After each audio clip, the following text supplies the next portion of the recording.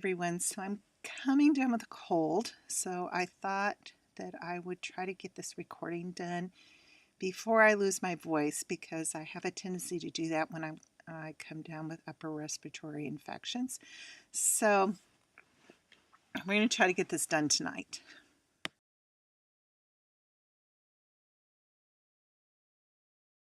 Just as a general review, the functions of the GI tract includes movement, breakdown, and absorption of nutrients, collection and absorption of waste products, both to remove them and to put things back into our system. Also vitamins, the absorption and the synthesis of them as well, where parts of our GI tract actually makes it so that we can utilize some of our vitamins. Hormones, it synthesizes, augments, and responds to those. And it also keeps dangerous gut contents out of the blood. And it keeps the blood contents from being lost into the gut as well.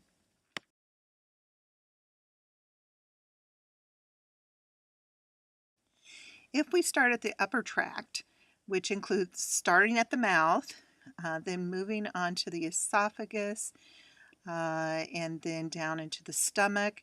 The stomach starts out with the fundus, and then the food moves on down into the body of the stomach, and then it goes into the pyloric region.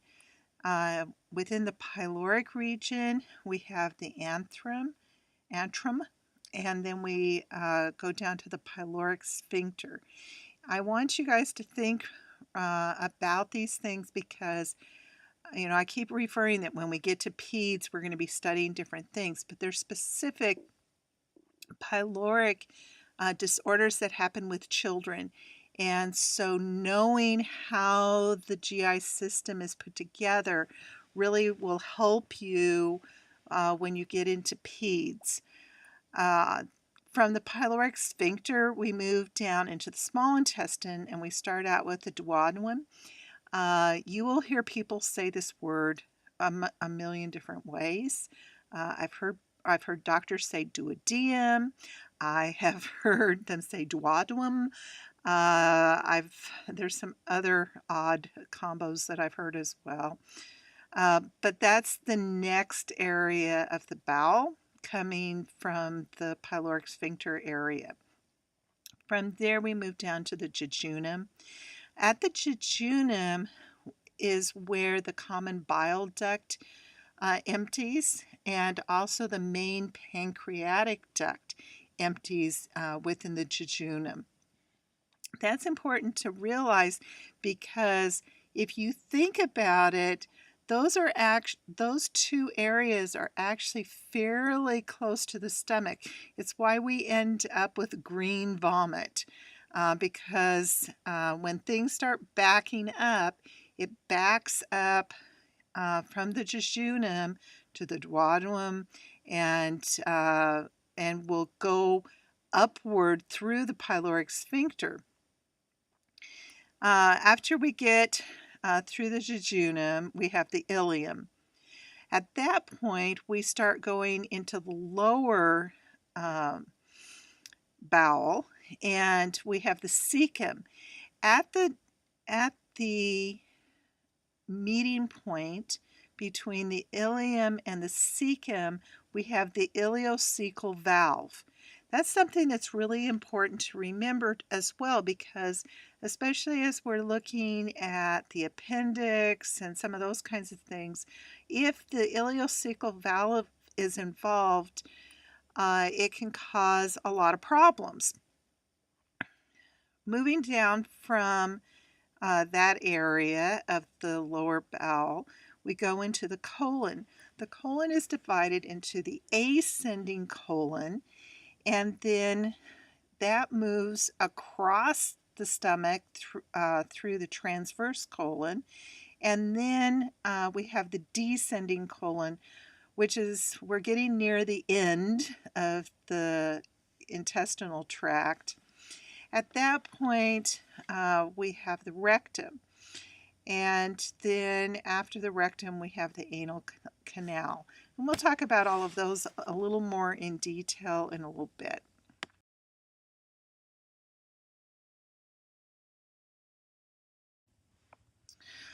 I'm going to leave you all to examine the picture here of the layers of the GI tract.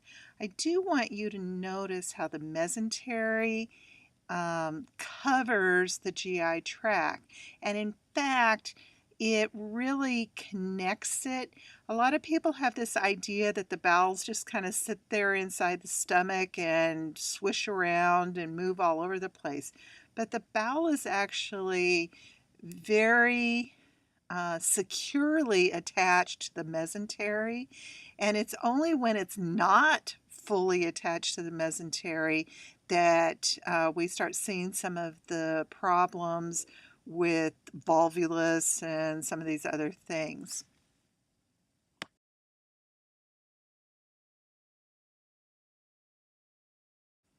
And speaking of the mesentery, if you look at this picture, you can really see how well the bowel is attached to the mesentery. And the mesentery vessels, both the arteries and the veins that are there, are what supply the blood flow to the bowel.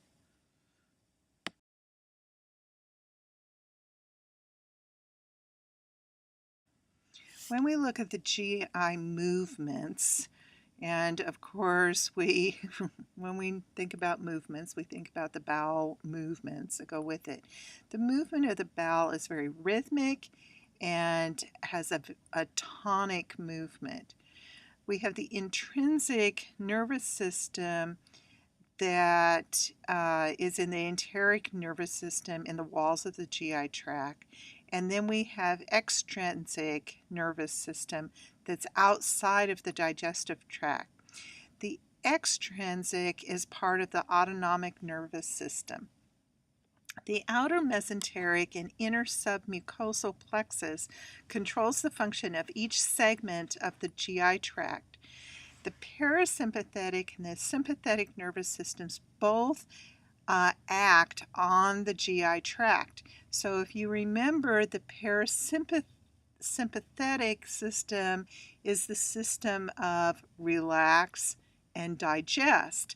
So this is that is the primary action on the GI system. But when the sympathetic nervous system takes over, then the GI system shuts down, because in those situations, we don't need to be digesting food. We need to be running for our lives or protecting ourselves. And in that way, the body shunts the blood to the muscles, it shunts the blood to the heart, it shunts the blood to the lungs and the brain, because that's the important things that we need. Remember with the fight or flight, the eyes get really big so we can see everything that's around us, and our muscles need that oxygen and that glucose so that they can run for our lives or to defend ourselves.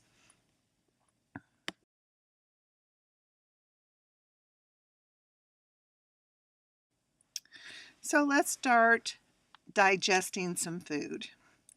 With swallowing, we have an oral phase, which is a voluntary phase. And that's when the food is sitting in the mouth and we're chewing it. And at that point, we can decide to spit it out or we can decide to swallow it. The pharyngeal phase is the beginning of that swallowing phase. At this point, we lose voluntary control of things, because as the food starts to go into the pharyngeal area, then we no longer can control it anymore, and it's either going to go down the way it's supposed to go or it's going to head the wrong way, and then we have to cough it out or do whatever or vomit it up. The esophageal phase is also an involuntary movement, and it is what actually initiates peristalsis. We have primary versus secondary peristalsis, and the primary is controlled by swallowing. It's what initiates it. The secondary takes over when the primary is not sufficient or is and is controlled by the muscles in the esophagus. And of course, in the esophagus, that leads down to the cardiac sphincter. And we call it the cardiac sphincter because it's sitting so close to the heart, and or the lower esophageal sphincter. And that opens up at the base of the esophagus to allow the food to enter the stomach.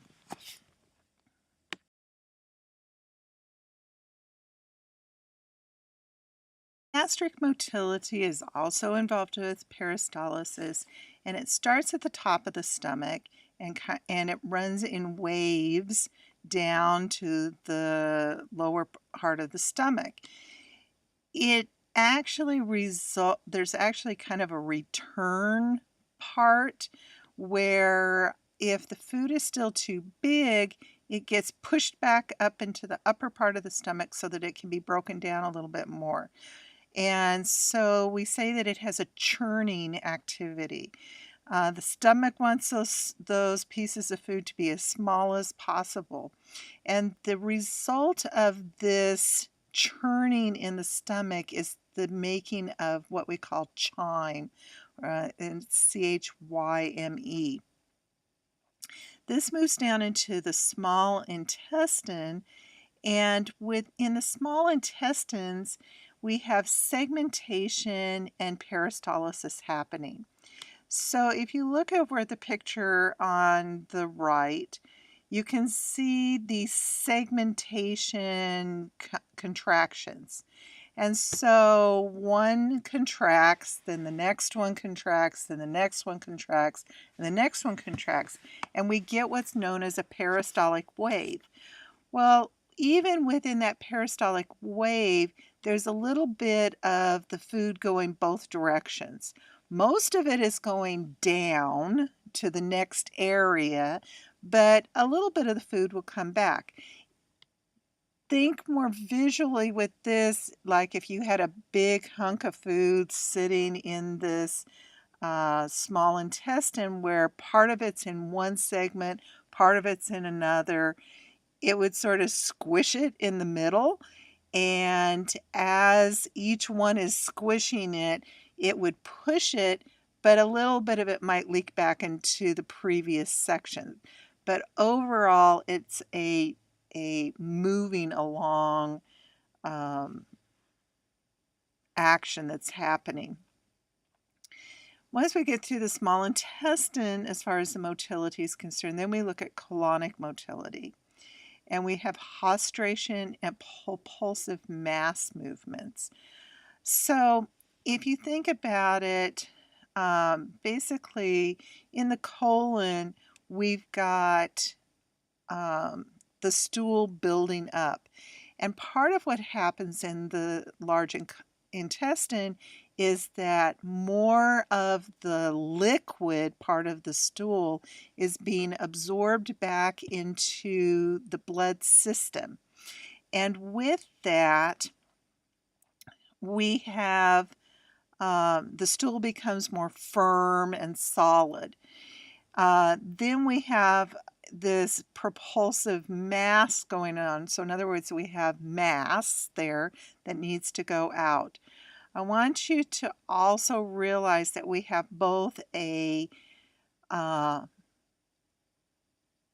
two sphincters involved at the anal area, so that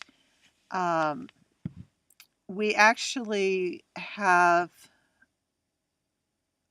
if the upper one is tight, then it doesn't matter how loose you make the lower one, which we have more control over the voluntary control over the lower sphincter. But once the upper sphincter opens up, it is very difficult to hold back the stooling process.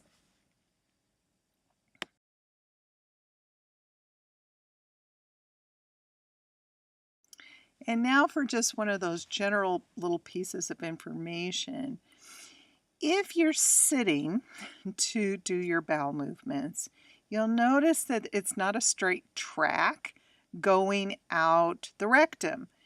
And so they really feel that this may be why there's so much more constipation that happens in Western society.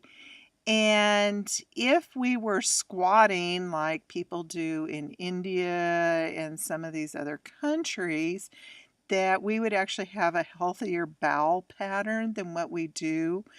And so this is just one of those little pictures to demonstrate that.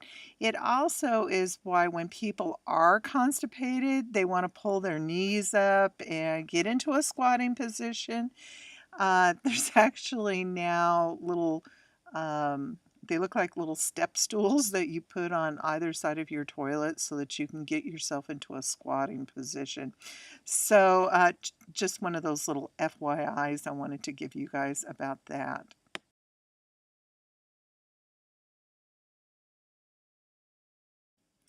There's a lot involved with their GI secretions. As far as the control of them, there's local, humoral, and neural control. It functions to lubricate, protect, digest, and absorb nutrients. The secretion, so we're going to start at the top again. When we start in the mouth, we have the salivary secretions. These consist of lysozyme, which has an antibacterial action, ptyalin, and amylase, and these two secretions aid in the digestion of starches. So we actually start to digest our starches in our mouths. It's why we need to chew our food and not be in such a rush to swallow it, because the more we mix these secretions in with our food, the better we'll digest them. When we move down into the stomach, we have pyloric secretions, which include gastrin and mucus, and that helps helps us to digest our food. The oxynitic secretions also have more mucus. The mucus is there to protect the walls of the stomach from the acids that are there. In these oxynitic secretions, we also have pepsinogen, and pepsinogen is not really an active secretion, but when it comes in contact with the acids in the stomach, it changes into pepsin, and we use pepsin for protein digestion. We also have hydrochloric acid and intrinsic factor that is secreted in that area as well as part of this oxynitic secretions. And we need those for B12 absorption. With the hydrogen, potassium, ATPase, we look at those are the proton pumps. So if you think about it, our medications that act on the proton pumps are acting directly on this hydrogen, potassium, ATPase area to reduce the amount of acid that's being produced in the stomach. As far as the intestinal secretions are concerned, in the small intestine we have Brunner glands, which secrete alkaline mucus, and this alkaline mucus helps to neutralize the acid that's coming from the stomach so that it doesn't harm the walls of the small intestine. We also have an isotonic alkaline fluid that is secreted in this area as well, which also acts on that hydrochloric acid mixture that's coming out of the stomach.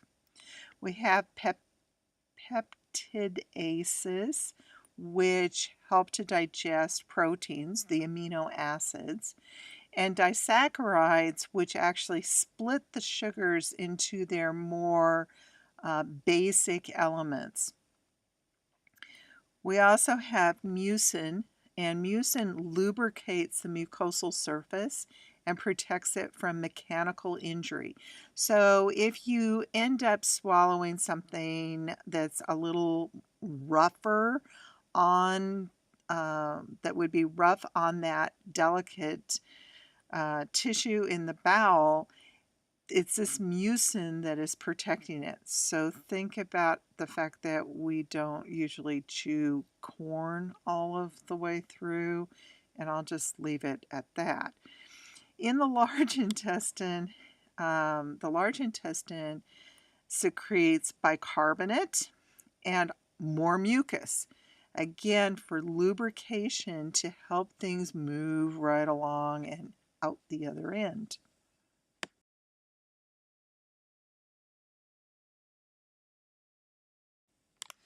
When we're looking at carbohydrate digestion, again, it starts in the mouth with the salivary amylase.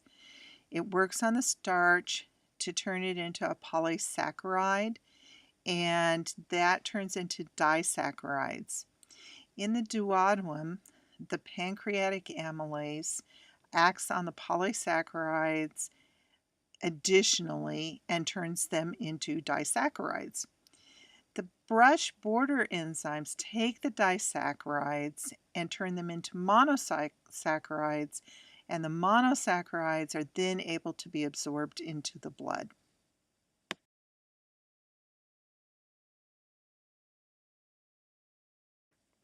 With protein digestion, we're wanting to turn those large proteins into polypeptides. In the stomach, the pepsinogen is turned into pepsin. Again, it's activated by the acid in the stomach. In the duodenum, the pancreatic enzymes trypsin and chymotrypsin and carboxypeptidase and elastase are activated and begin to continue to work on the proteins. The polypeptides are reduced into 1 to 3 amino acid peptides, which is how they're able to be absorbed by the use of these brush border enzymes.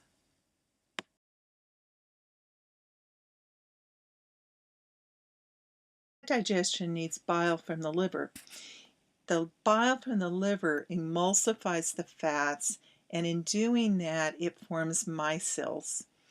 The pancreatic lipase breaks the triglycerides into glycerol and fatty acids. And the epithelial cells package the fats into chylomicrons, which are moved into the lymph system. These epithelial cells also release fatty acids into the portal blood. Fat that is not absorbed is excreted into the stool, and we call those fatty stools steatorrhea.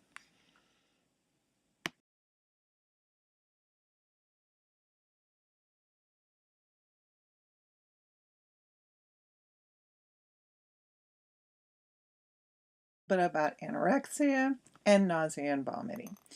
And we're not talking about the abnormal types of anorexia and nausea and vomiting in this, or the pathologic type that's affected by mental health issues. Anorexia basically is just loss of appetite. Normally, hunger is stimulated by contractions of the stomach, and appetite is your desire for food that's regulated by the hypothalamus. If you think about it, there's many things that can affect our appetite. And the loss of appetite is often associated with emotional factors, certain drugs, and certain disease states. But if you also think about it, our appetite is increased by the smell of certain foods or emotional states. We talk about emotional eating, and certain disease states as well makes us want to eat more. Nausea is basically an unpleasant subjective sensation that stimulates the vomiting center in the brainstem.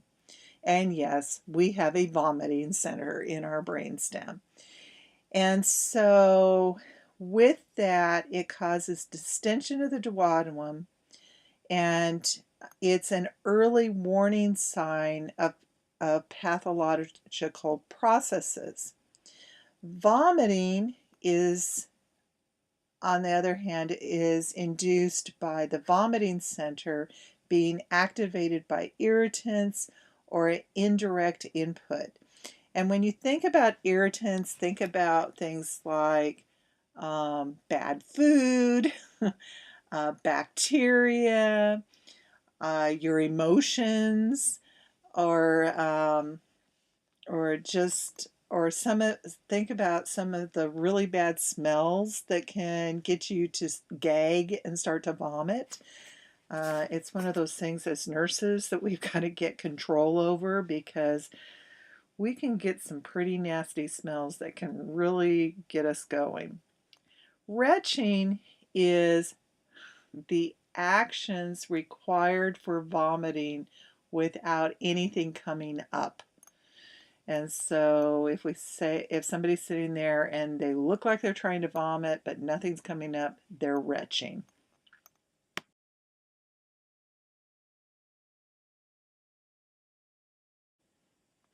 Now that we've talked about the various aspects of the function of the bowel system or the GI system, let's talk about some of the disorders associated with the gastrointestinal functions.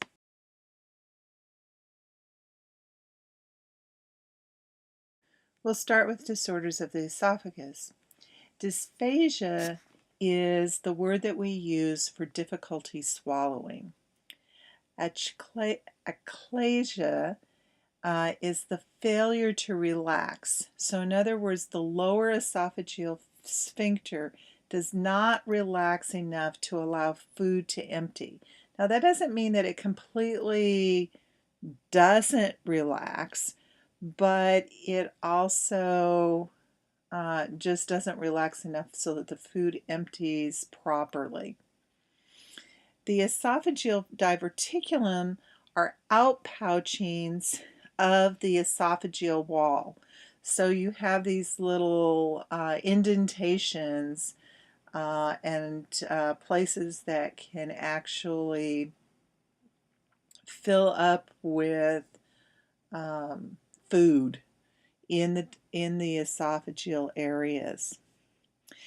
The esophageal diverticular tend to retain the food, and usually what we get are complaints that the food stops before it reaches the stomach. And so they get reports of gurgling and belching and coughing and foul-smelling breath related to this food that's sitting in these outpouchings and going bad. The trapped food may cause esophagitis. It can cause ulcerations, and surgery is the optimal treatment with people that have severe symptoms, or if there's pulmonary complications associated with it, like reflux and aspirations, because with that food not going all the way through, you have an increased risk of aspiration. One thing I wanted to mention back with the dysphagia and the achalasia is that the treatment for these swallowing disorders depend on the cause that's causing them and the type of altered function that's present. Treatment often involves a multidisciplinary team of health professionals, including speech pathologists. It sounds kind of funny that a speech pathologist is involved with swallowing, but that is exactly the specialist that deals with swallowing issues. And so they may have to do mechanical dilation or surgical procedures to enlarge the lower esophageal sphincter in persons with the esophageal strictures. Hiatal hernia is when part of the stomach herniates through the esophageal hiatus of the diaphragm. The hiatus is where the esophagus goes through the diaphragm down into the lower, down into the peritoneum area. And so it's characterized by two different types of herniation. You can have a sliding or axial hiatal hernia, which basically means it moves up, it moves down, based on the amount of pressure that's in the abdomen. Or you can have a paraesophageal or non-axial, where you don't have the sliding, it just gets worse. The sliding hiatal hernia is characterized by a bell-shaped protrusion of the stomach above the diaphragm. So if you look at the little picture that we've got of this man with his hiatal hernia and holding his chest because it hurts and it's uncomfortable, you can see this sort of bell-shaped area. The small sliding hiatal hernias are common. They're considered to be of no significance in asymptomatic people. In the paraesophageal hiatal hernias, a separate portion of the stomach, usually along the fundus, enters the thorax through a widening opening. So in other words, this area where the esophagus is gets wider and wider and wider. And the hernia progressively enlarges and increases in size, and in some cases, the entire stomach will herniate up into the thoracic area. Large paraesophageal hernias may require surgical intervention where they would close that hernia area to make it so that it can't slide up into that area.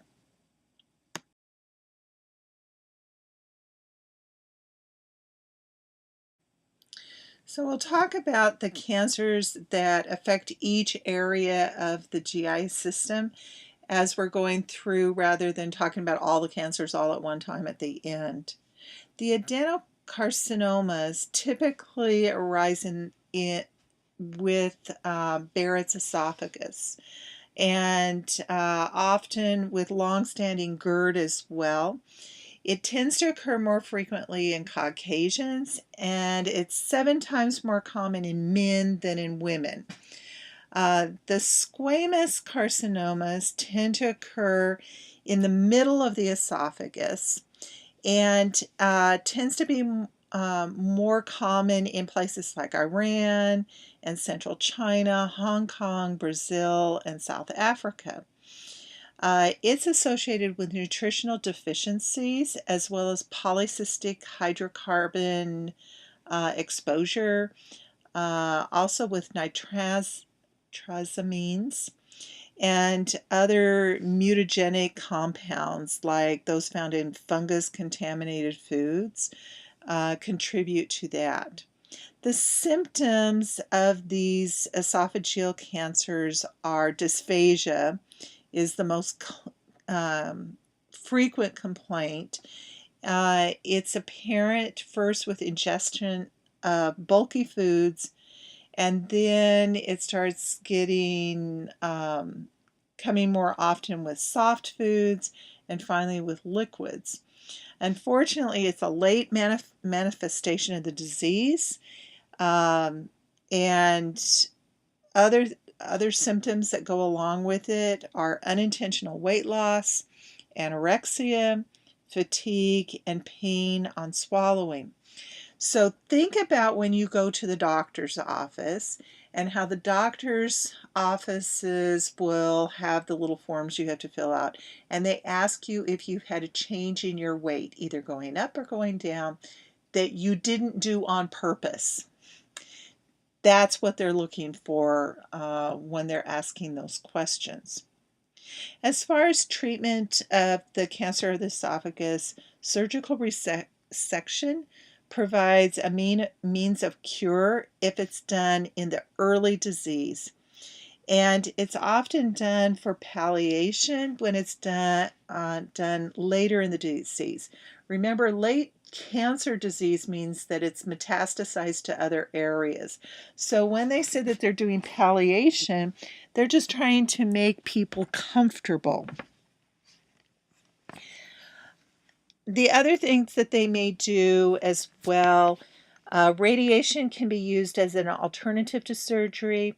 And chemotherapy might be used before surgery to decrease the size of the tumor, or it may be used along with radiation and surgery in an effort to increase survival. The prognosis for people with cancer of the esophagus is poor, but it has improved with some of the more modern forms of therapy and better surgeries. The long-term survival, though, is limited because in most cases it's already metastasized by the time the diagnosis is made.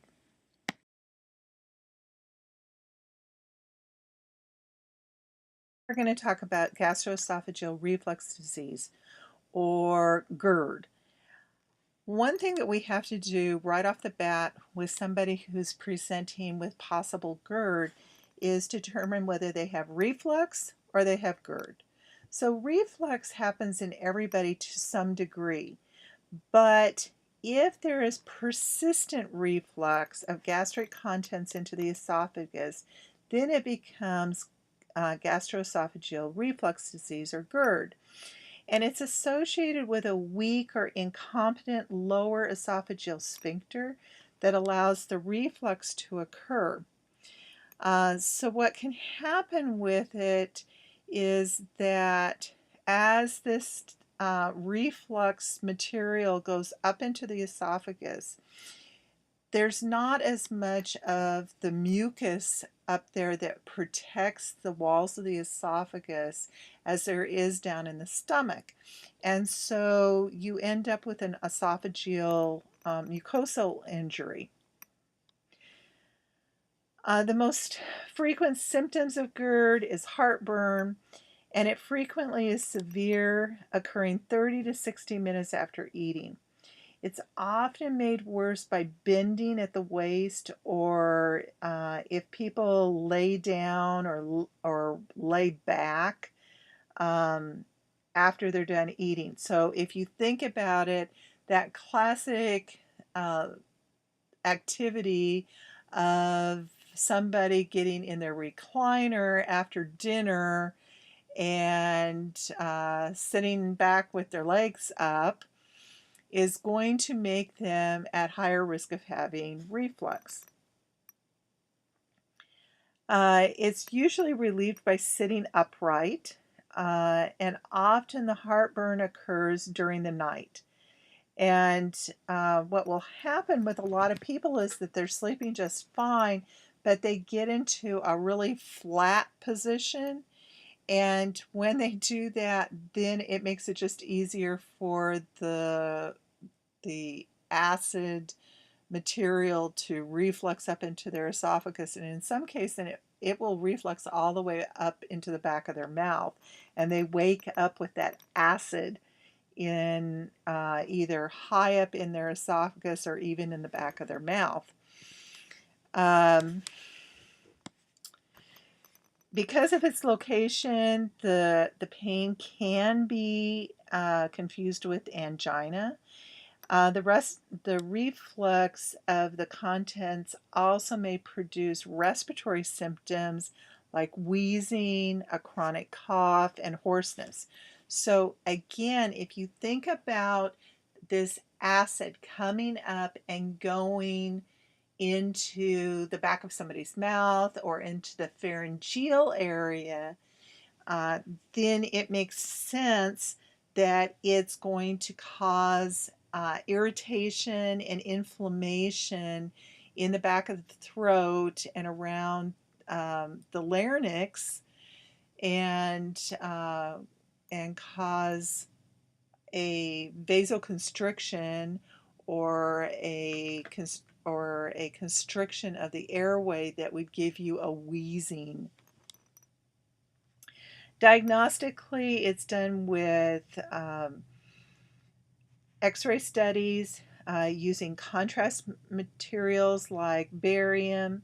They may do an esophagoscopy, and sometimes they'll do ambulatory esophageal pH monitoring. And with that, they put pH probes at 2 different levels in the esophagus. One that will sit almost in the stomach. The other one will sit up higher, kind of a midway in the chest. And they give back readings of the level of pH. If the pH decreases to the level that's down at the opening of the stomach, up higher in the chest, that is indicative of esophageal reflux. The treatment focuses on conservative measures to start out with. Pharmacologic treatment includes the use of antacids and inhibitors of gastric secretions like H2 receptor and antagonists because they inhibit gastric acid production. The proton pump inhibitors act by inhibiting the gastric proton pump, which regulates the final pathway for acid secretion. So it makes it the pump isn't working. So the pump isn't putting more acid out. Complications involved with GERD include esophageal mucus damage, and that's related to the acidity of the material that's being refluxed. And these complications that are related to that mucosal damage include strictures of the esophagus, because it becomes, again, there's an inflammatory process going on there, and scarring can happen. There's a condition called Barrett's esophagus, and with Barrett's esophagus, strictures are caused by a combination of scar tissue, spasm, and edema, and they produce narrowing of the esophagus that causes dysphagia when the lumen becomes sufficiently constricted.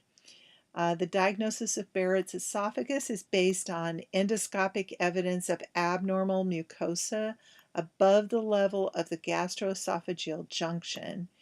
And when they look at the cells in this area, you'll see intestinal metaplasia. So you start seeing signs of cancer, or we would call it precancerous changes. And that predisposes to the development of adenocarcinoma. One note that I want to make here is that it's normal for infants to reflux. It has to do with them having a physiologically hypotonic lower esophageal segment and sphincter, and that's normal. And that's why babies spit up.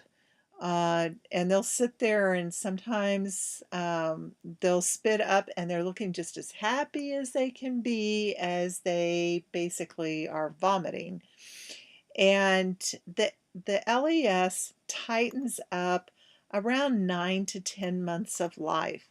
So when mothers talk about their kids that spit up all the time and wonder if something needs to be done with them, what we look for is is this baby gaining weight? So are they getting enough food to gain weight despite what they're spitting up? And at times when these kids with reflux are spitting up, it looks like they've thrown up their entire meal. And in many cases, it's because they've been overfed.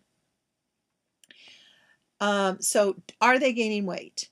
The second thing they look at is, are they able to deal with the reflux material? Or are they having respiratory problems related to the reflux? So if the baby is aspirating and getting aspiration pneumonias, then we're going to be worried about them. The other thing that, so gaining weight, dealing with that, and is it really bothering this kid? Because like I said, it's not uncommon for these kids with reflux to sit there and they might kind of fuss a little bit just before they reflux and vomit, but then they just kind of look at you like, oh well, I'm happy now. And that's the end of it. And it's like these kids, and I remember sometimes it's looking at these kids that were refluxing and going, boy, I wish I could smile like that when I was vomiting. The treatment that we give these kids are usually H2 blockers. So we give them Tagamet usually. And the other thing that a lot of the pediatricians like to give them are these prokinetic agents like metoclopramide. And the GI doctors really do not like that because there's a lot of research out there that these prokinetic agents really do not help with the reflux because, again, in infants, it has nothing to do with the uh, something wrong being there. It has to do with the fact that this area of the stomach is supposed to be like that, and it just is not, they're not mature enough for that to happen yet. Also, metoclopramide has a tendency to cause perennial side effects. And the infants and children don't have language yet to tell you how horrible they're feeling. And so it's really not a great drug to be giving to little children. And so usually once they get sent to the GI doctors, they'll take them off of that if they've been put on it, and because it really doesn't help. If it's severe enough so that it's causing aspiration, they will go in and do surgery, and they perform a procedure known as a Nissen fundoplication. And what that is they take part of the fundus of the stomach and they bring it up and suture it up around the LES area and tighten it up. And they're able to keep the baby from refluxing then. One of the disadvantages of that surgery is that then when this kid gets sick and they really do need to vomit, they are unable to vomit. So that is one of the side effects on that.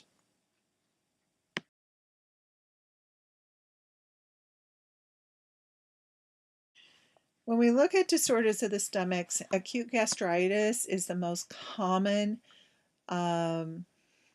disorder. It's associated with local irritants like aspirin or some of the other NSAIDs, steroid ingestion, alcohol, bacterial toxins, and illness stress.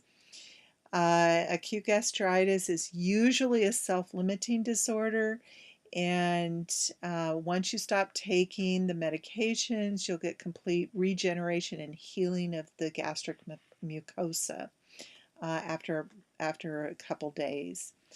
Chronic gastritis, though, is the presence of chronic inflammatory changes, and eventually it leads to atrophy of the glandular epithelium of the stomach, which basically means that the glands of the stomach are no longer able to produce the hydrochloric acid and the gastrin and the other hormones and secretions that are necessary to digest food. There's three major causes of chronic gastritis: Helicobacter pylori, autoimmune, and chemical gastropathy.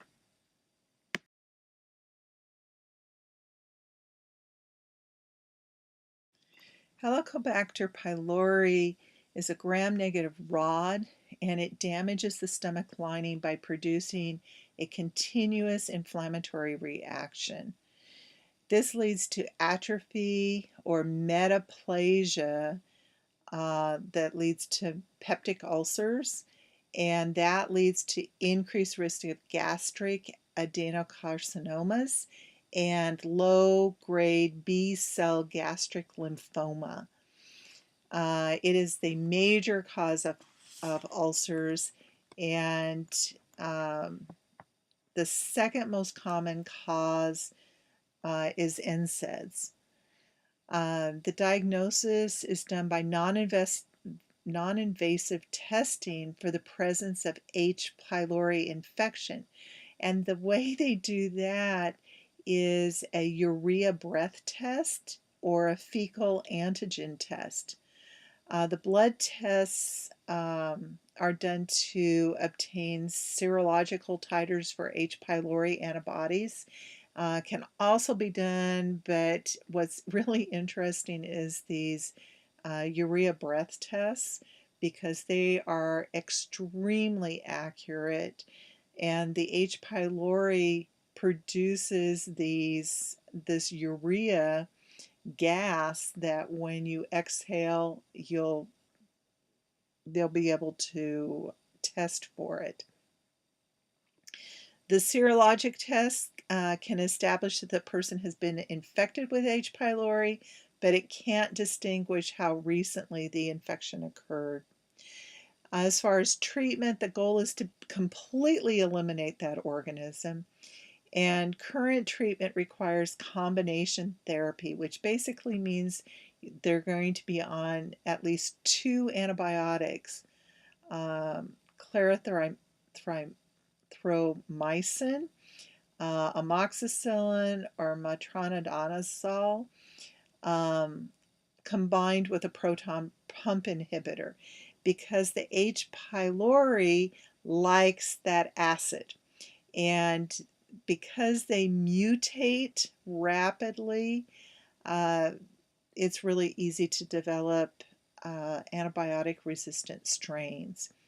The combination of 2 or more antibiotic agents increases the rates of cure, and it reduces the risk of resistant strains developing. The proton pump inhibitors raise the intragastric pH, and that suppresses bacterial growth, and it optimizes the antibiotic efficacy. There's certain areas of the country where clarithromycin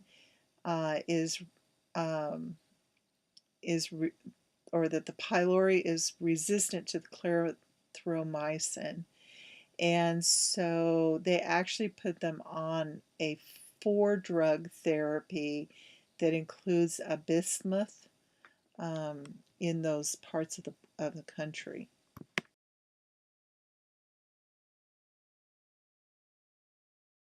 Approximately 10% of people in Western industrial countries will develop a peptic ulcer during their lifetime.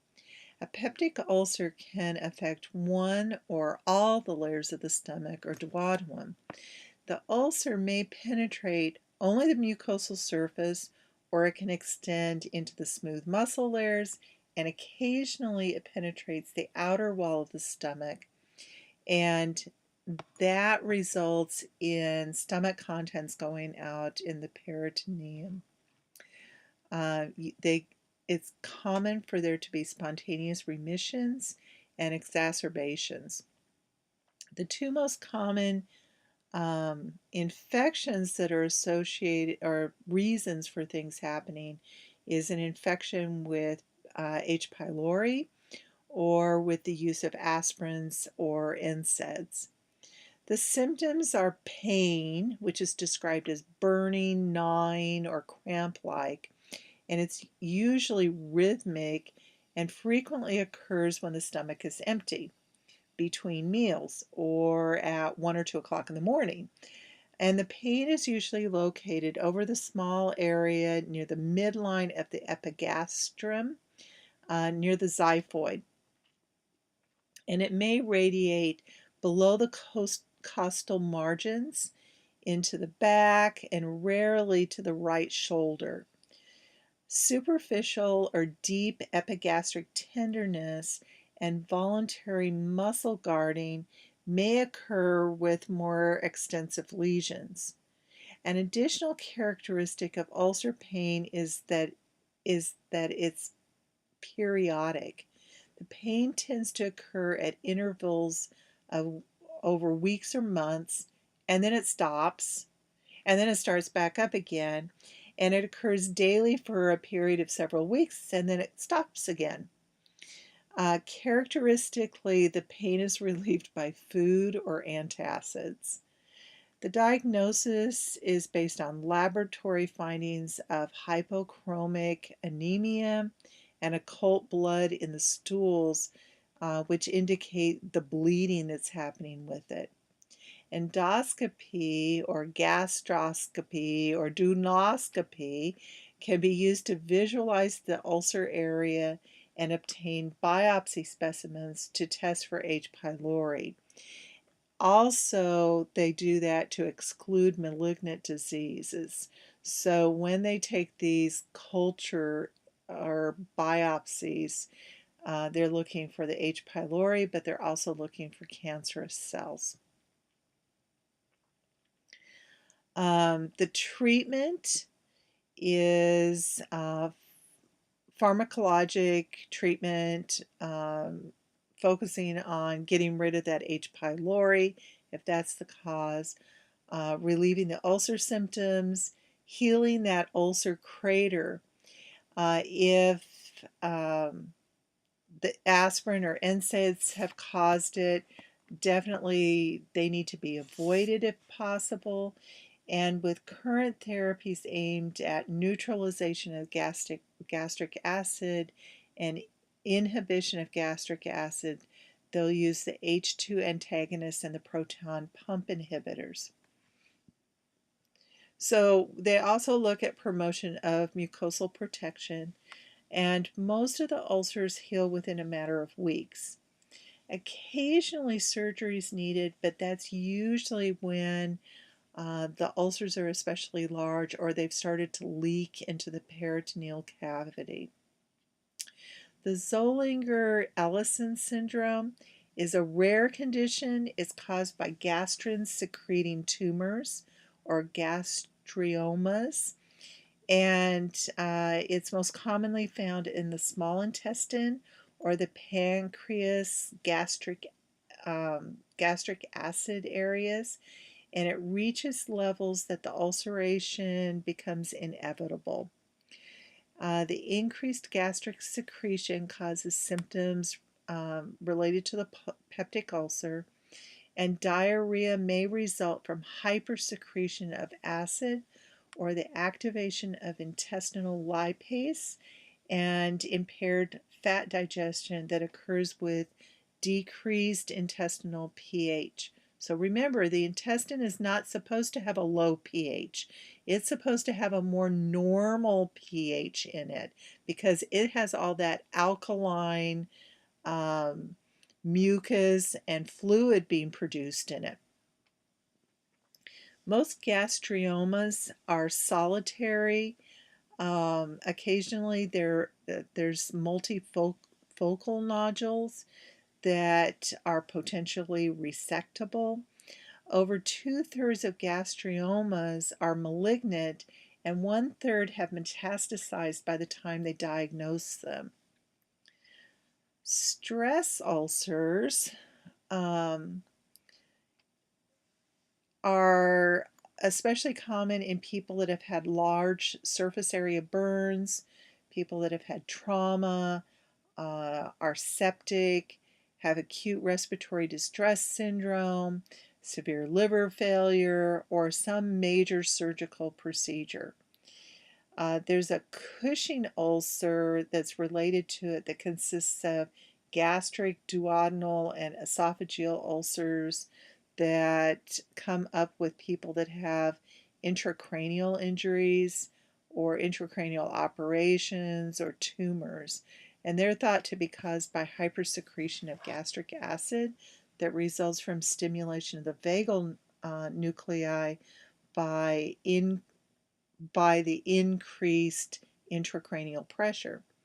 The treatment for stress ulcers are the H2 receptor antagonists and proton pump inhibitors. They're usually used in prevention and the treatment of the stress ulcers. So normally what will happen in an ICU, because if you think back to what's associated to cause this amount of physical stress, these are patients that are in ICUs. So often patients in ICUs will prophylactically be started on the H2 receptor antagonists or the proton pump inhibitors so that it reduces the incidence of these stress ulcers happening. Cancer of the stomach, the incidence has decreased quite a bit since 1930. I would hope that we've learned a little bit by then. They think that the reason the incidence of stomach cancer has decreased is because we're not eating as much smoked and preserved foods. I don't know how many of you remember, but there was this big push for people not to eat smoked meats, or there's another thing, like a lot of the cold cuts and things like that had nitrites in them. And then so decreasing the amount of nitrite containing foods, they believe, are what's decreasing the rates of cancer of the stomach. The symptoms of the gastric cancers tend to be bulky, irregularly shaped, firm, jagged-edged tumors.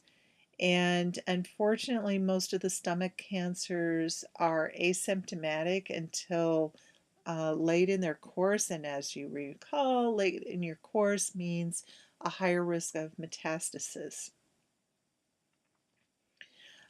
When symptoms do occur, they're usually vague and include things like indigestion, anorexia, weight loss, vague epigastric pain, vomiting, and an abdominal mass. The diagnosis is done by barium X-ray studies and endoscopic studies with biopsy and cytologic studies. So one of the studies that they use is a papinoculau smear, or a pap smear of the gastric secretions. And that may show the cancerous cells in it. And for you guys that are not familiar with it, pap smears are also done on the mucus of the cervix to look for cervical cancers or endometrial cancers. An endoscopy or CT scans are often used to delineate the spread of the diagnosed stomach cancer, so that when they go in for surgery, they know how much they need to take. Usually the surgery is a radical subtotal gastrectomy, meaning that they are going to take a lot of the stomach out. And that is the treatment of choice. Uh, Radiation and chemotherapy have not proven particularly useful as a primary treatment modality in stomach cancer. And so those methods are used for palliative purposes or control the metastatic spread of the disease. So once it has metastasized to somewhere else, and remember we talked about the fact that most cancers tend to metastasize to the lungs. So if there is stomach cancer that has metastasized to the lungs, then they will use the chemotherapy to try to control that metastasis. Also, when we talk about using things for palliative purposes, sometimes what will happen is it allows the tumor to shrink, but not enough for it to completely go away. So it makes the patient more comfortable if they're receiving palliative care.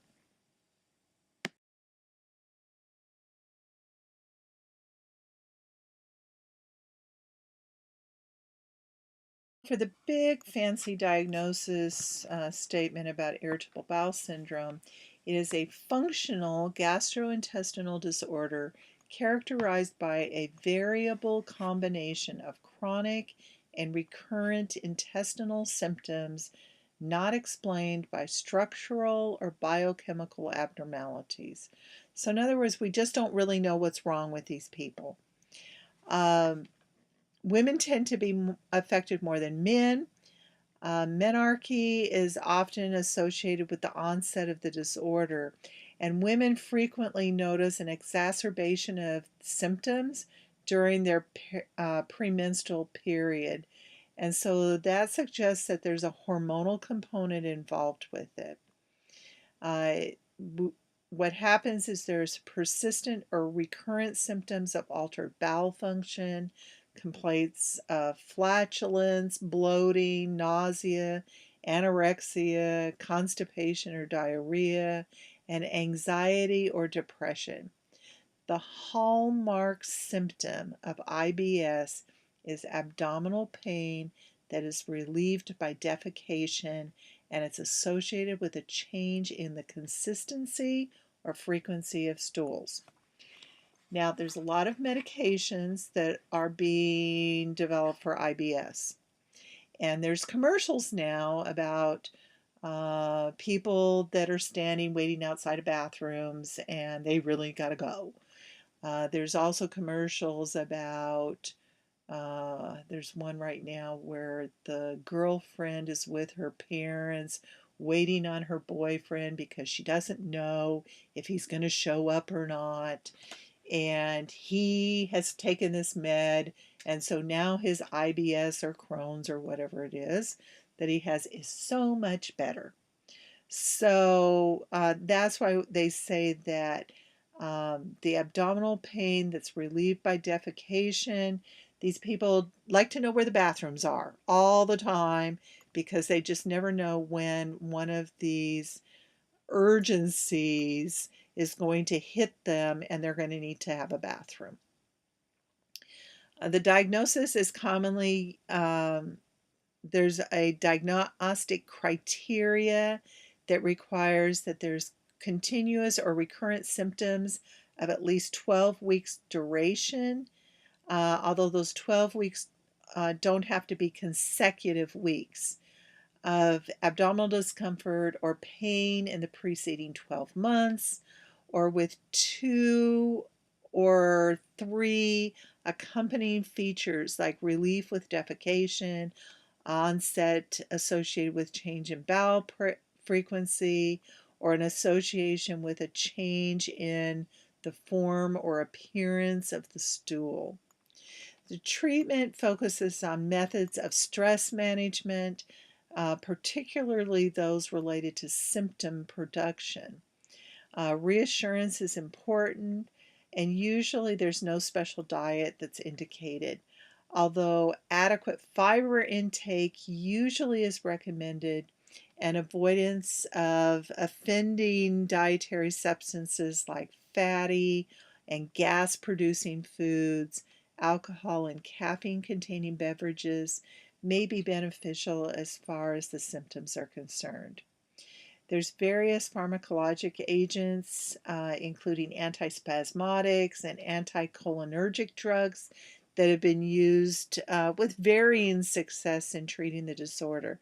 So just because something's being advertised on the TV doesn't mean it's going to work all the time with every patient. Allosterone is a serotonin antagonist that's been approved by the U.S. Food and Drug Administration for treatment of women with severe IBS. The drug appears to act by reducing intestinal secretion and decreasing the visceral afferent nerve activity. So that is what will reduce the abdominal pain, and it reduces the intestinal motility. And because the drug has serious side effects, including severe constipation and ischemic colitis, its use is restricted to women with severe IBS with diarrhea who have not responded to conventional treatment and have been educated about the serious risk factors and benefits of the agent.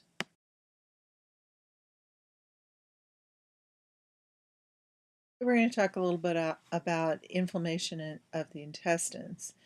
Um, with the inflammatory bowel diseases, we look primarily at Crohn's disease and ulcerative colitis. Both diseases produce inflammation of the bowel, and both lack confirming evidence of a proven causative agent. So in other words, we don't really know what causes either one of them. Both have a pattern of familial occurrence, meaning that other members of the family have had it. Both can be accompanied by systemic symptoms, and clinical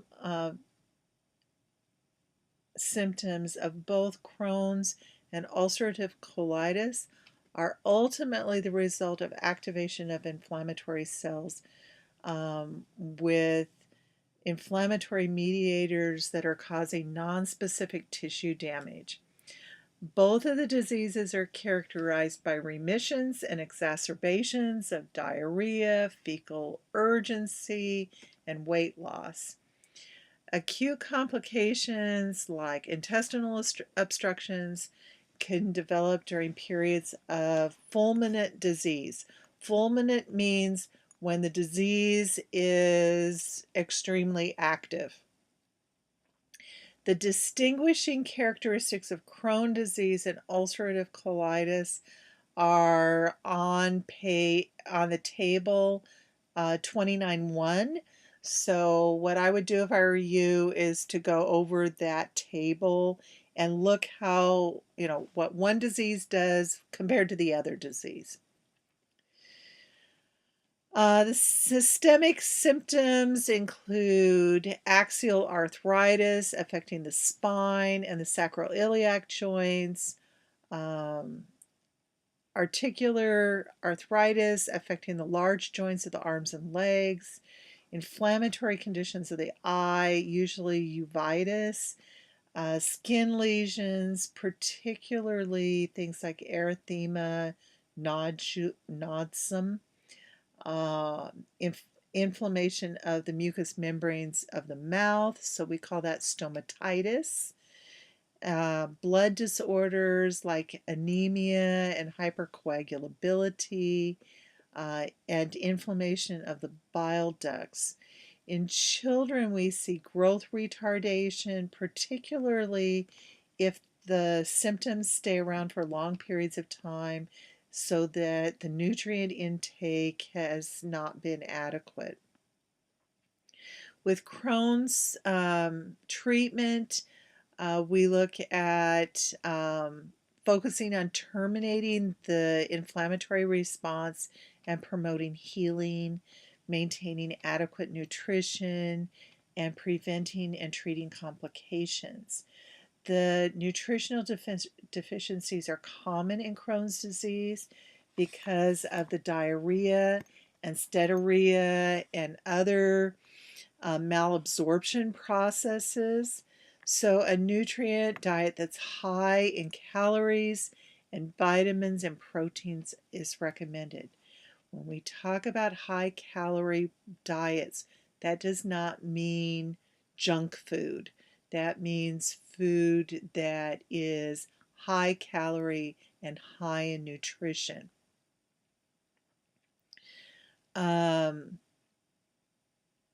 Because the fats often aggravate the diarrhea, it's recommended that they be avoided.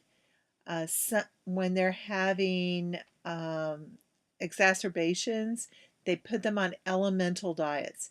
Elemental diets mean things that are very easy to digest. And so they look at nutritionally balanced but residue-free and bulk-free diets given during that time. These diets are largely absorbed in the jejunum, and that allows the inflamed bowel to rest. In some cases, they need to have total parenteral nutrition, so they're getting what we call TPN, and it's administered intravenously, and that's when they aren't absorbing food at all.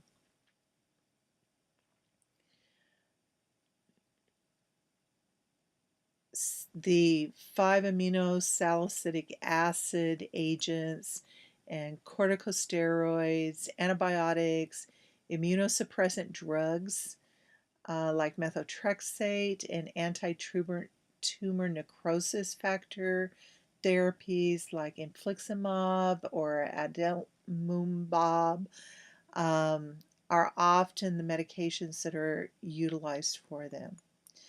With ulcerative colitis, cancer of the colon is one of the feared complications.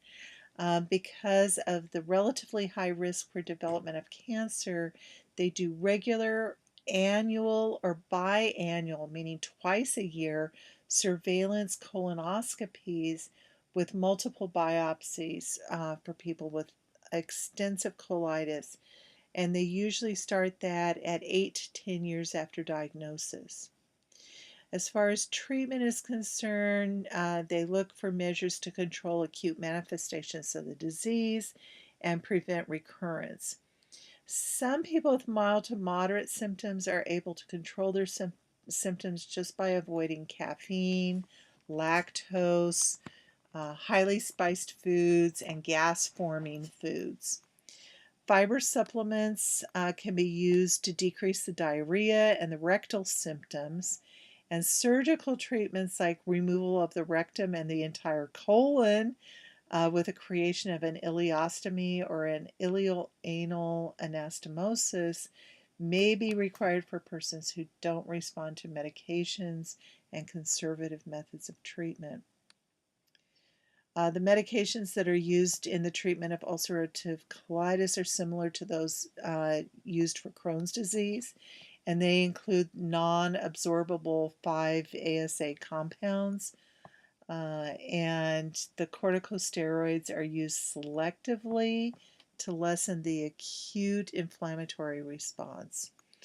Many of the medications for the ulcerative colitis can be administered rectally by suppository or by enema, and the immunomodulating drugs and the anti-TNF therapies can be used to treat persons with severe colitis. Unlike Crohn's disease, ulcerative colitis may respond to probiotic treatments, and so they may try that. The systemic diseases caused by are caused by for infectious enterocolitis are caused by several distinct viruses, including rotavirus and which is most commonly what affects children that are 6 to 24 months of age. Norovirus used to be called Norwalk virus. I don't know why we had to change it to something that's harder to say, which is usually responsible for the majority of the cases of non-bacterial foodborne enterocolitis. And rotavirus is spread by fecal-oral route.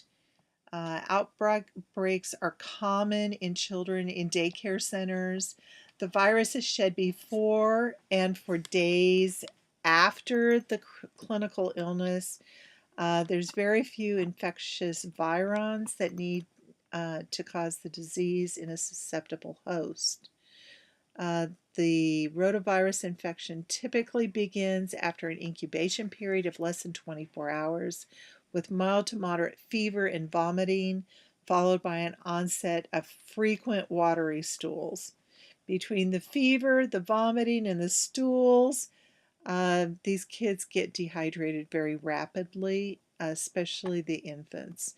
And so most of the treatment is supportive. And when we say supportive, it means that they're going to be in the hospital, started on IV therapy in many cases if they're not able to tolerate rehydration fluids like Pedialyte. Bacterial infections produce more severe effects than the viral infections, and the complications of bacterial enterocolitis results from the massive fluid loss or destruction of the intestinal mucosa, which results in dehydration, sepsis, and potentially perforations. Among the organisms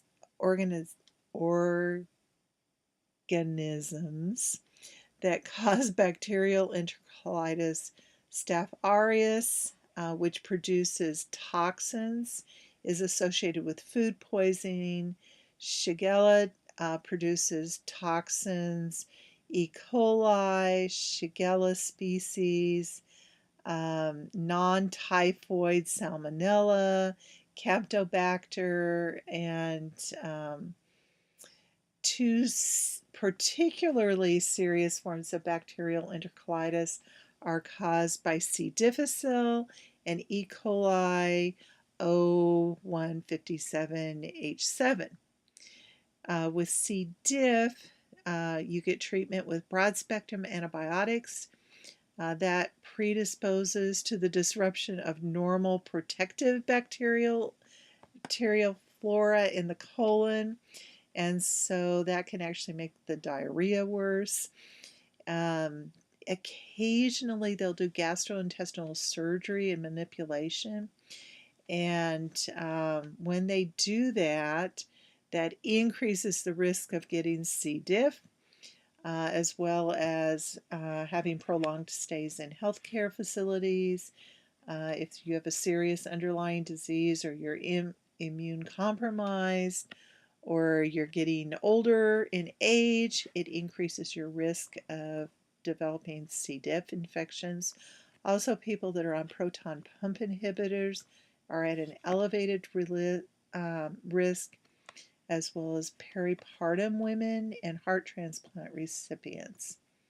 So after the antibiotic therapy has made the bowel susceptible to infection, it gets colonized by C. diff, and it occurs by the oral fecal route.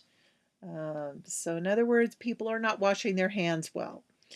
A more severe form of colitis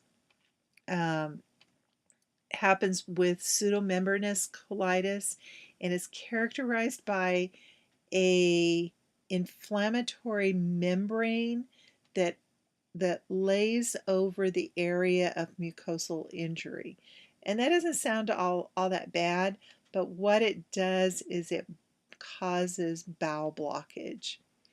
It is a life-threatening form of the disease, and persons with the disease are acutely ill. They have lethargy, fever, tachycardia, abdominal pain, and and distension, and usually dehydration as well.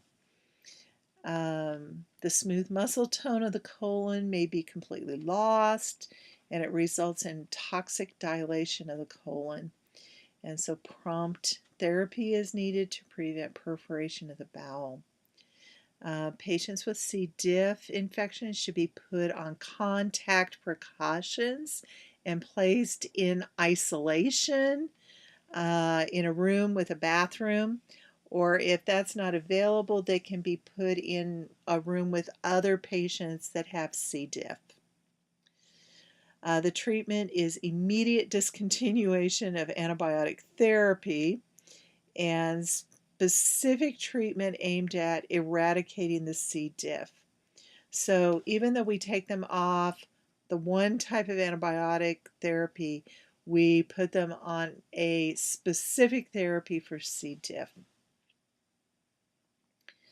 Metronidazole is the drug of choice, with vancomycin being reserved for people who cannot tolerate metronidazole, or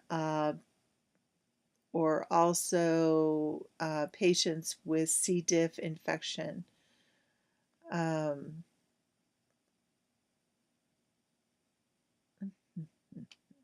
That don't respond to the drug. Both drugs are given orally. Metronidazole is absorbed from the upper gastrointestinal tract, and so it can cause effects related to that. GI disturbances that are similar to the disease itself. Vancomycin is poorly absorbed, and its actions are limited to the gastrointestinal tract when it's taken that way. The E. coli that we're talking about is found in feces and contaminated milk of healthy dairy and beef cattle. But it also has been found in contaminated pork, poultry, lamb, and the infection is by foodborne transmission, often by ingesting undercooked ground beef. The organism can also be found in vegetables, and we're starting to see more and more cases of that happening, where they feel that either the plants have been planted in a field where they had had cattle grazing, and that's where the contamination has taken place, or even wild animals coming into the field that has contaminated the field. So we're starting to, people used to say, oh, I'm a vegetarian, I'm safe from all of these different infections, but we're starting to see more infections that are coming with vegetable products as well. Supportive care is important with this E. coli infection. It can lead to a lot of nasty stuff. And of course, we're going to be looking at antibiotics that are specific for this form of E. coli. I did want to clarify something on that last little section about E. coli. With this particular form of E. coli, there is risk of development of hemolytic uremic syndrome. Some of the other hemolytic anemias, thrombocytopenia, and renal failure. And so we're not using antibiotics with it because they really don't have one that's specific for this type of E. coli. And they have found that what we do have available has a tendency to cause the increased risk of the hemolytic uremic syndrome to come back up because of the toxins that are being produced. So basically, the therapy that's being done is supportive therapy and just kind of keeping these people in a well-nourished in situations so that they are able to fight their infection.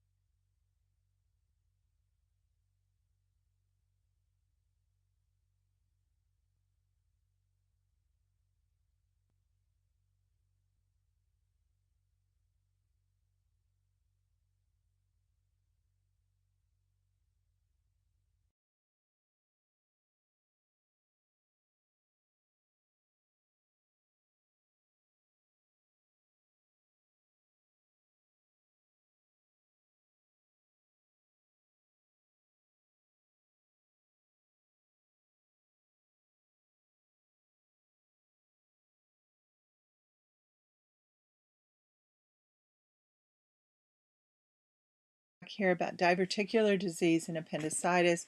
Hopefully, the voiceover isn't going to talk over the video there. If I remember right, there's not a lot of talking on this video. Diverticular disease or pseudo-diverticula of the colonic mucosa and submucosa is the result of lack of fiber in the diet and decrease in physical activity and poor bowel habits.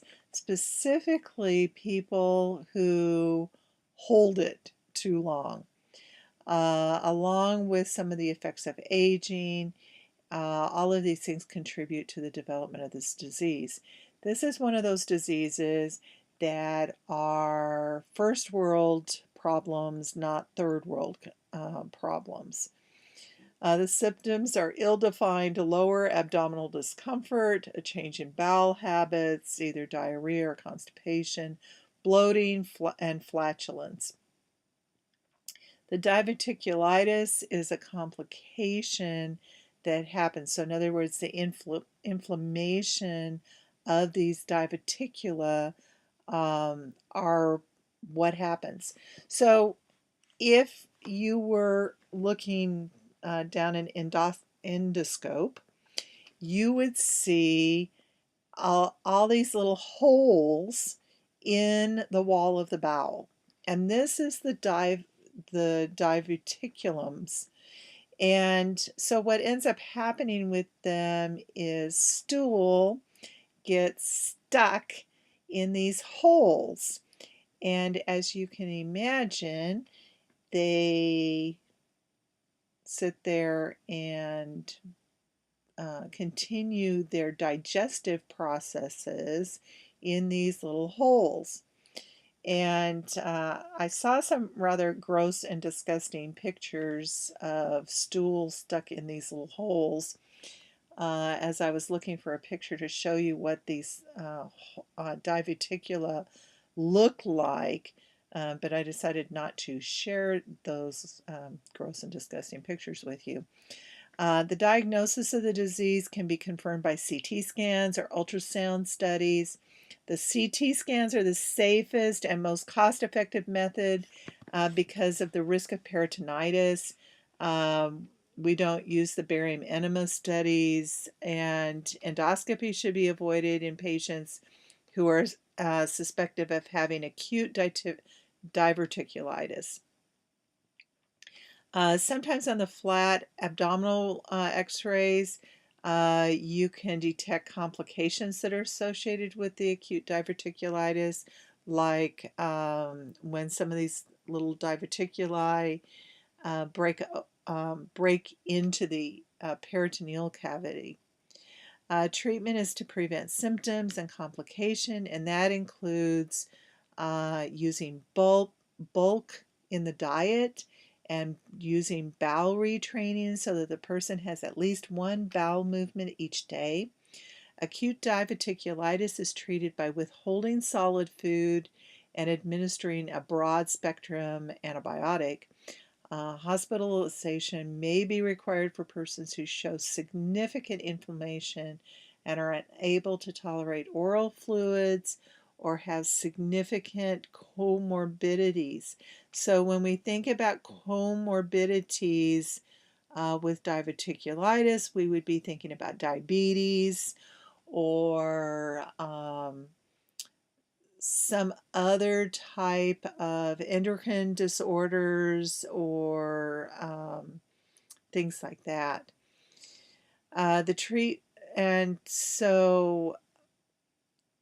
Surgical treatment is reserved for the complications that are associated with it and usually not for the general treatment. With appendicitis, it's seen most frequently in 20 to 30-year-olds, but if I remember right, in the pediatric books, it talks about the most common ages being the mid to late teens into the mid-20s. But it can occur at any age.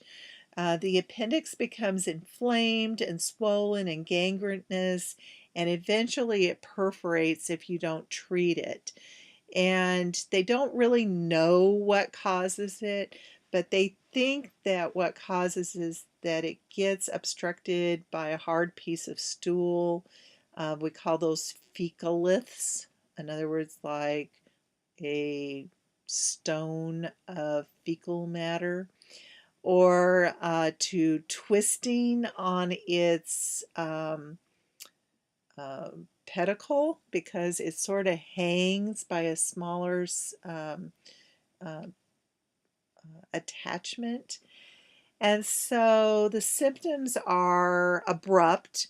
They have pain that's referred to the epigastric or periumbilical area to start out with. So the upper part of the stomach or the abdomen or the periumbilical area.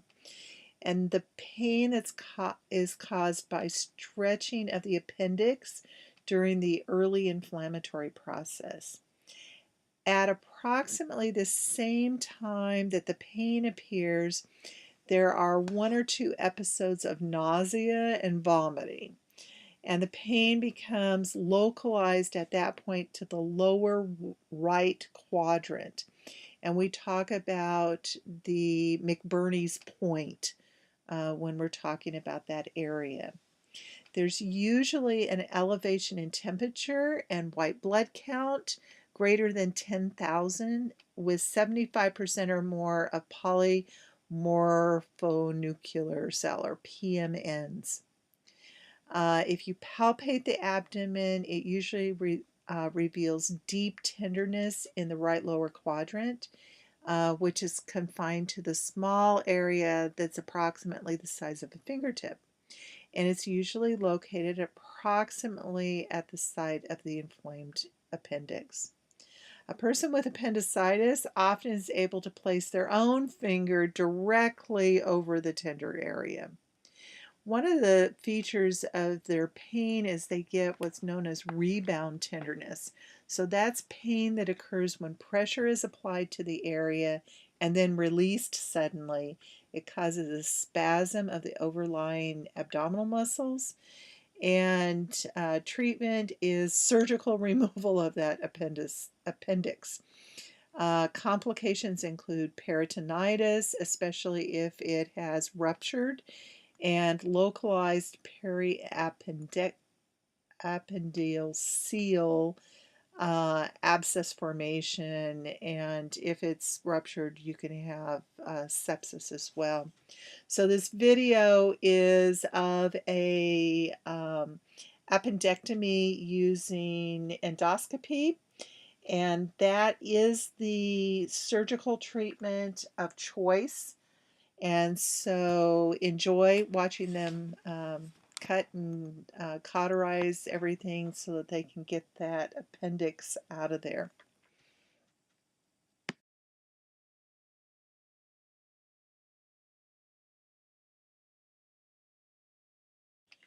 Enterocolitis is when the intestines are attempting to get rid of infectious agents. They get an exudate, or they produce exudate to dilute the toxins. They become hyper mobile, and so what ends up happening is you get the diarrhea, so the motility pushing everything out or bringing it back up again. There's decreased intestinal function, the food is not absorbed, osmosis draws water into the bowel, and you get osmotic or explosive diarrhea with it. When somebody has enterocolitis, most adults are able to deal with it fairly well, but if it lasts for very long, then they need to go in and have treatment for fluid replacement.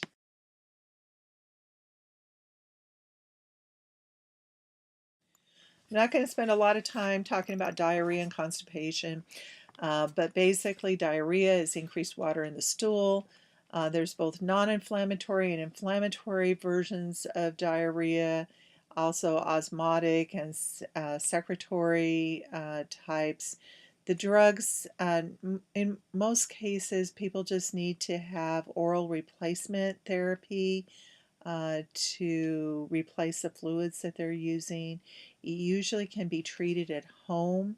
We do not recommend that people have soda and fruit juices as replacement fluids because they have a high osmolarity and will actually make the diarrhea worse.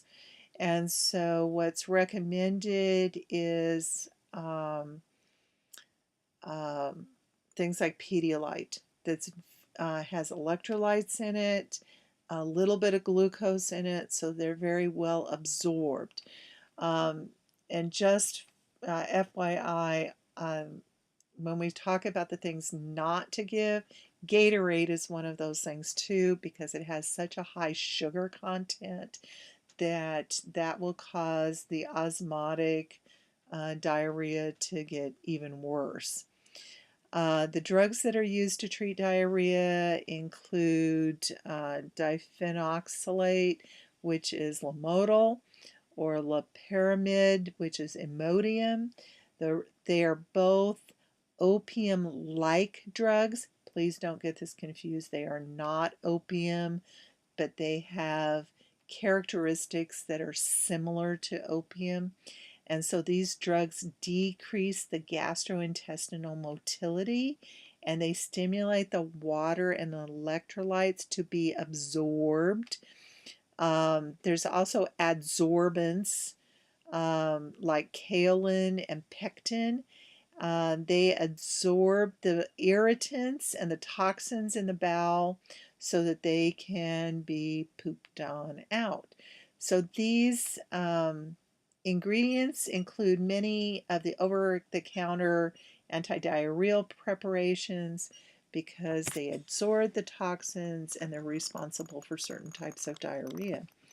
Antidiarrheal medications should not be used in persons that are having bloody diarrhea or high fever or signs of toxicity because of the risk of worsening their diseases.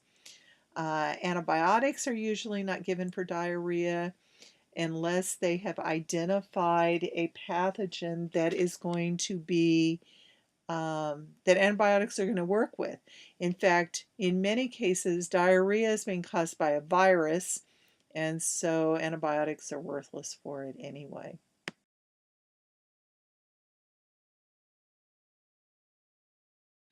And now we'll go to the opposite end of the problem.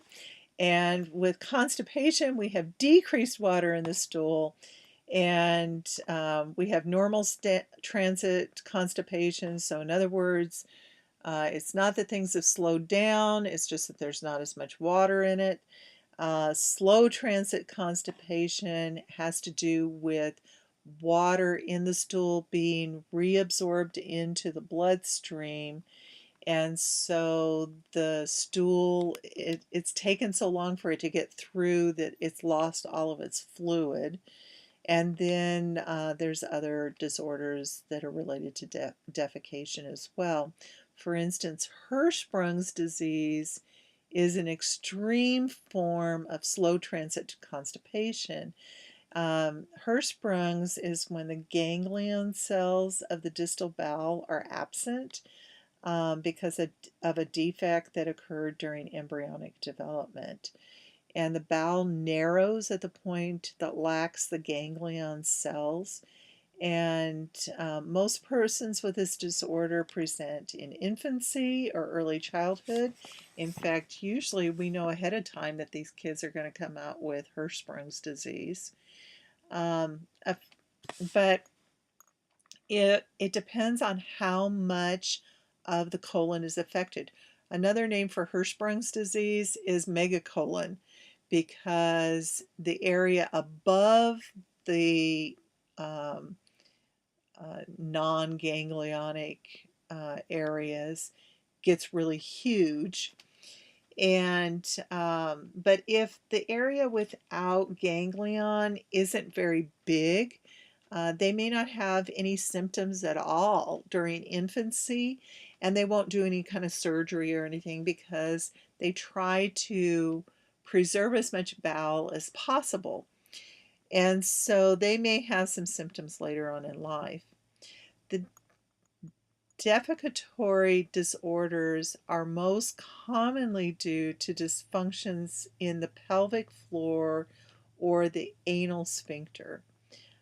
They need adequate fluid intake and bulk in their diet, and moderate exercise is essential. If you look at many of the things that we've been talking about with this, exercise takes care of a lot of bowel problems. It's when we don't exercise and we don't get out there and do things. You know, we talked about the problems with bone density. That's related to whether or not we're exercising. Constipation is related to whether or not we're out moving around and exercising. So exercise is really important for our bodies to function in at its best level. Persons on bed rest benefit from passive and active exercises. And really, we try to not use laxative or enemas. We may need to use them initially, but people can get addicted to laxatives and to enemas, and they actually get to a point where if they don't take them, they don't have bowel movements because the bowel becomes lazy and can't get the bowel movement out without the laxative or the enema.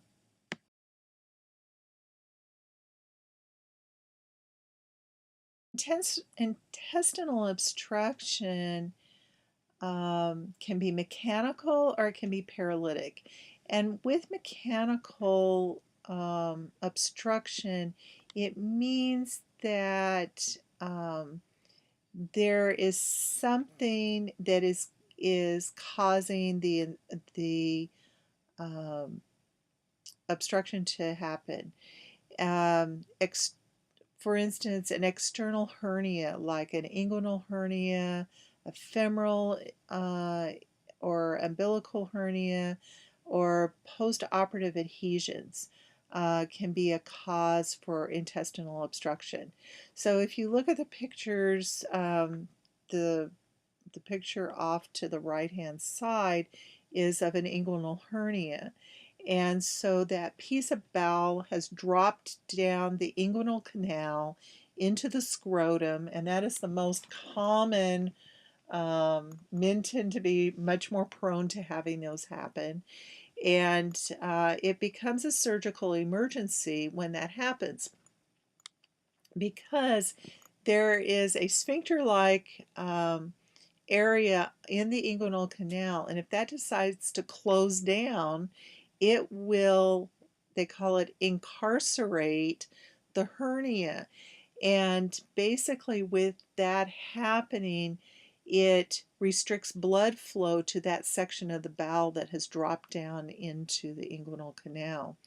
And it can cause necrosis of that bowel in a very short period of time, which can lead to peritonitis and other infectious processes, and could even possibly mean that they need to dissect that bowel and then do a reanastomosis because of it losing blood flow.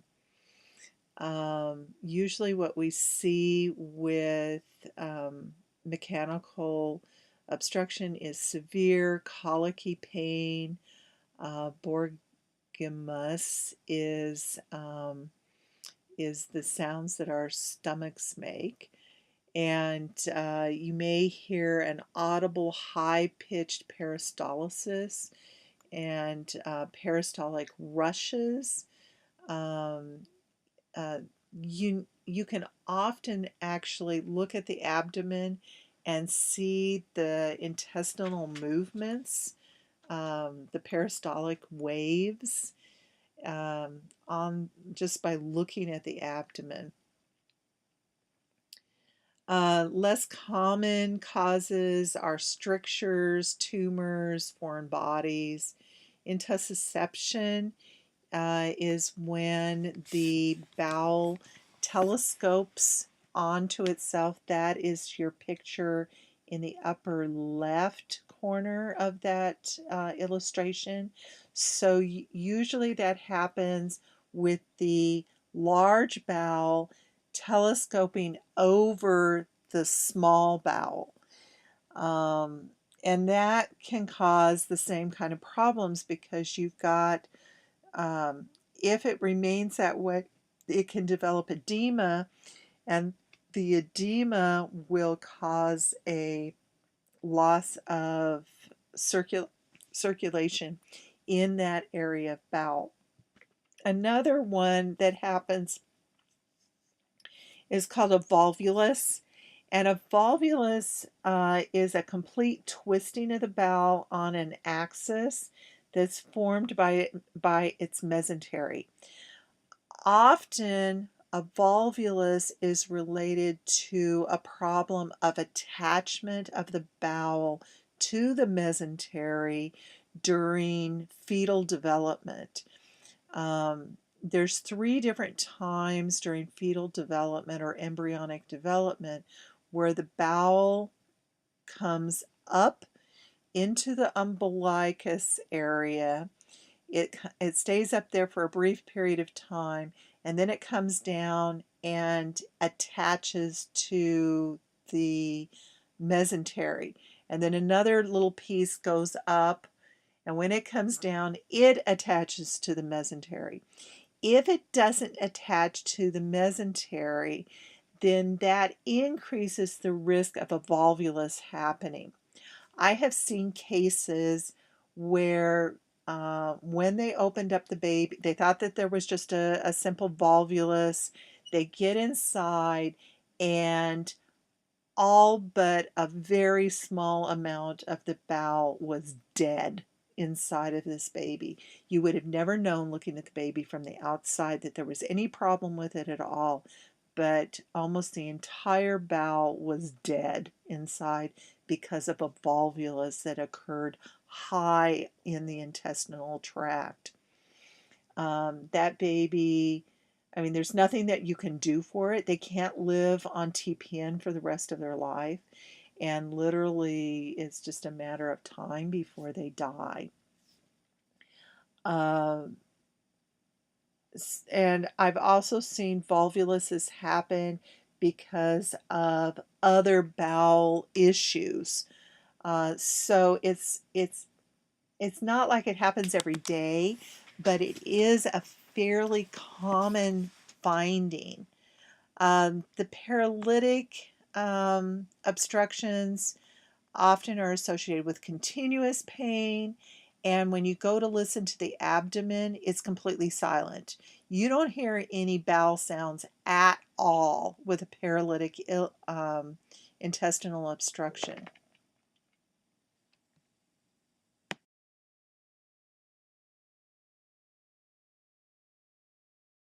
So the results of an obstruction is vomiting, fluid and electrolyte loss. As the fluids move into the intestinal contents, gas accumulates and there's distension of the bowel, and they begin to develop compartment syndrome, which leads to ischemia and necrosis. That causes anaerobic bacteria to produce endotoxins, and it causes toxemia, which is really another way of saying that they're septic. Often what we'll see with them with signs and symptoms is that pain, acute constipation, abdominal distension, and vomiting, electrolyte disorders with both types of obstruction. And often the patient has extreme restlessness, and they're very conscious of the intestinal movements, along with feeling weak. They may be sweaty and anxious.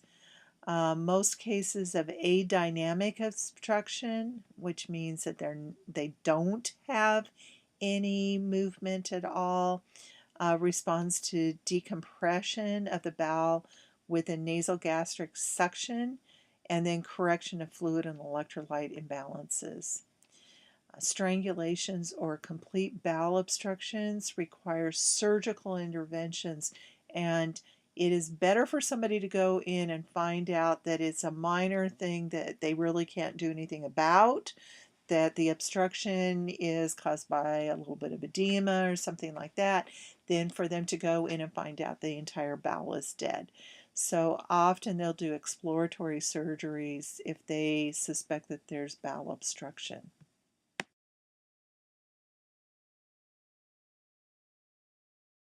So the most common cause of peritonitis is a perforated peptic ulcer or a ruptured appendix or a perforated diverticulum.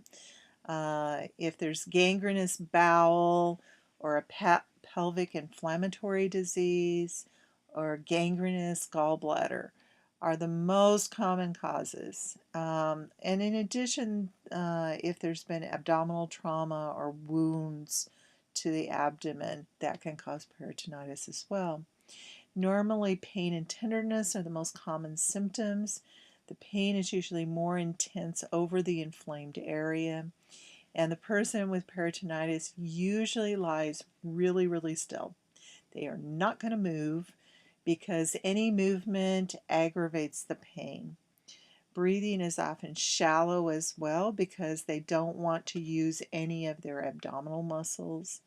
And the abdomen is usually rigid, and sometimes they describe it as being board-like because the muscles themselves will tighten up in an attempt to decrease the pain. We call that guarding when they do that. Like, we're going to guard the abdomen.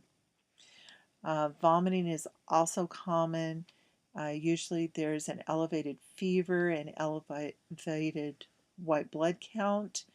Tachycardia and hypotension are also common symptoms. Paralytic ileus occurs shortly after the onset of widespread peritonitis, and it's accompanied by abdominal distension.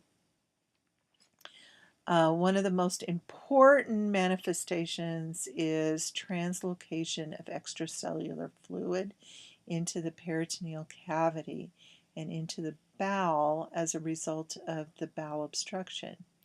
Nausea and vomiting cause further fluid losses, and the fluid loss may encourage the development of hypovolemia and hypovolemic shock.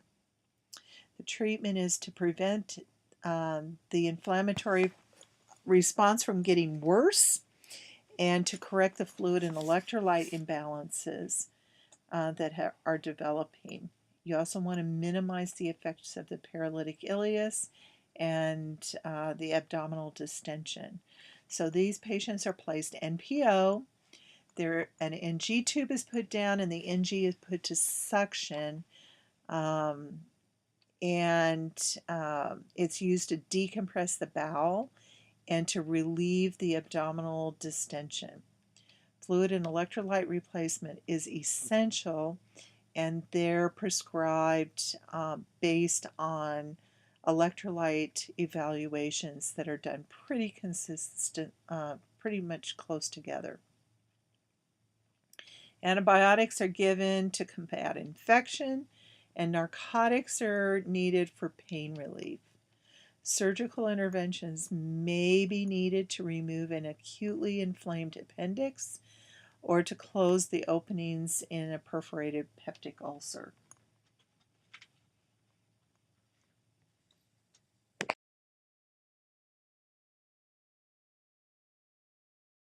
Really not going to spend a lot of time, I keep saying that, talking about some of these things.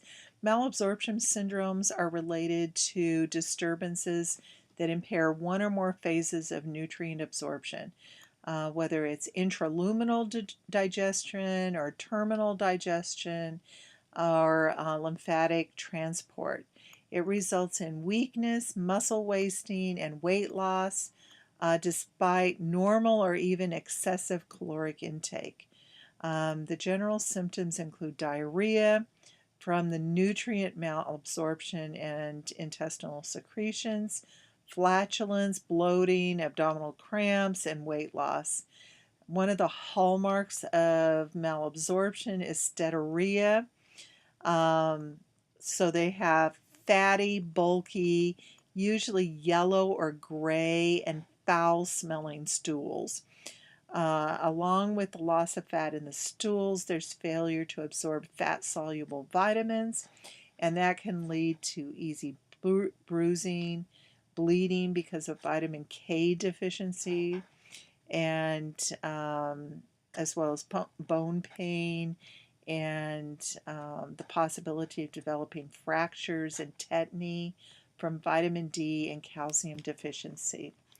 In addition, there can be macrocytic anemia and peripheral neuropathy if it's a B12 deficiency involved. On table 29.2, it describes the signs and symptoms of impaired absorption of a whole bunch of different dietary um, things like vitamins and wheat and all sorts of stuff. So take a look at that. Look at the symptoms that are associated with it. Don't feel like you have to memorize it or anything, but I just want you to be generally aware of what malabsorption syndromes will cause for your patients. And we're going to talk about celiac. Celiac has a couple slides for itself, so we'll head on into talking about celiac disease.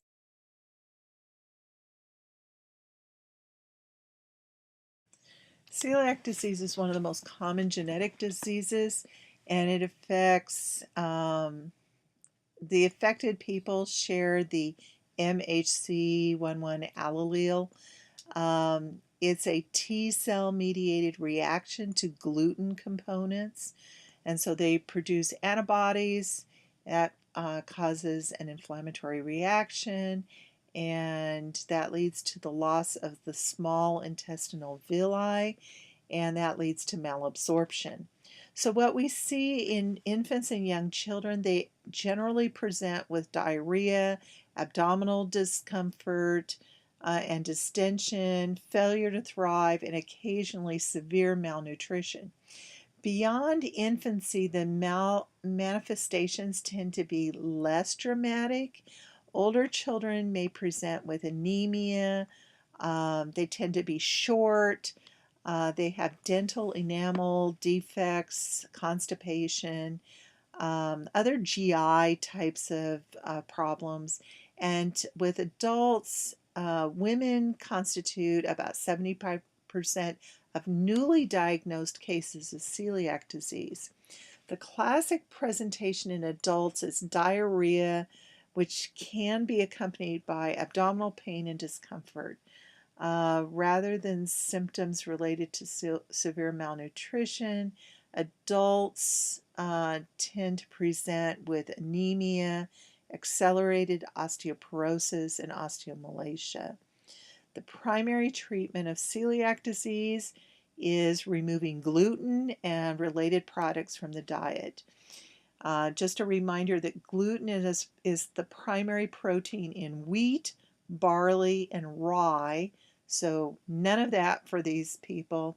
One of the problems with oats, which would seem like a nice alternative for people, is that they're processed where wheat is processed, so they can be contaminated with wheat during their processing.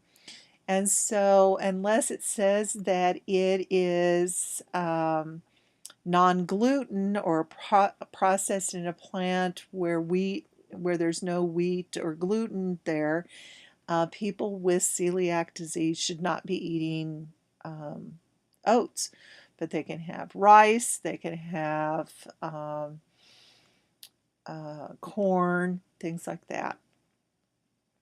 There's many, and I'm sure that going to the grocery store, you've become very aware of all the gluten-free breads and cereals and cookies and pastas and all sorts of stuff that they're making now with them.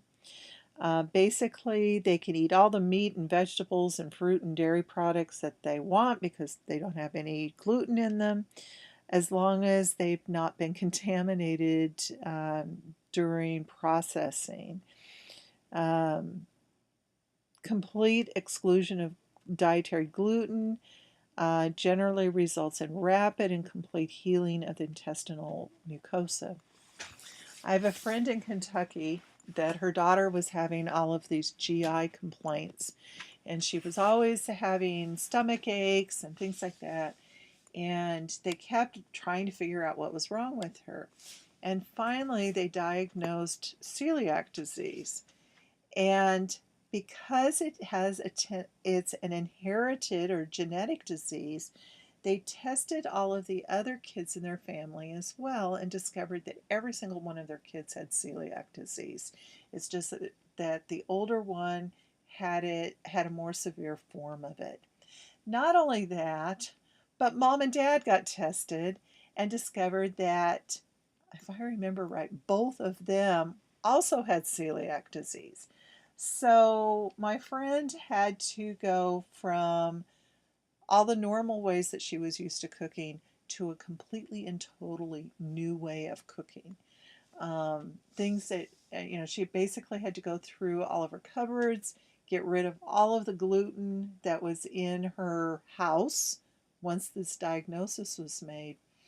And so it's not an easy process, because if you think about having flour and pasta and different cereals and things like that in your home, and suddenly you can't eat those things, and you've got to clean everything out because your loved one or you cannot eat it.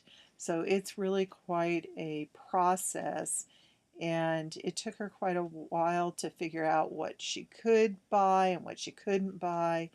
And so there's a lot of education that goes on with a celiac diagnosis.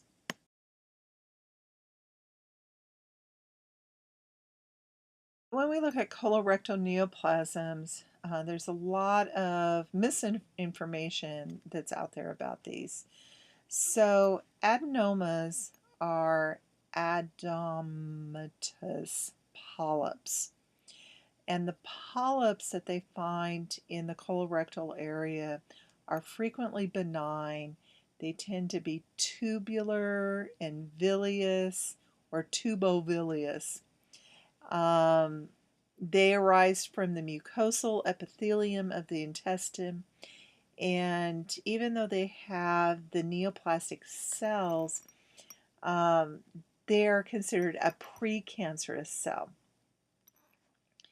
And basically, they happen because there's an overproliferation of the cells in that area. The most common and clinically important neoplastic polyps are colonic adenomas that are the precursors to colorectal adenocarcinomas. The adenocarcinoma of the colon is the most common malignancy of the gastrointestinal tract, and it's the major cause of morbidity and mortality worldwide. Its incidence is increased among persons with a family history of cancer, persons with Crohn's disease or ulcerative colitis, and those with a familial adenomatous polyposis of the colon. Persons with a familial risk are, are those that have two or more first or second degree relatives or both who have had colorectal cancer.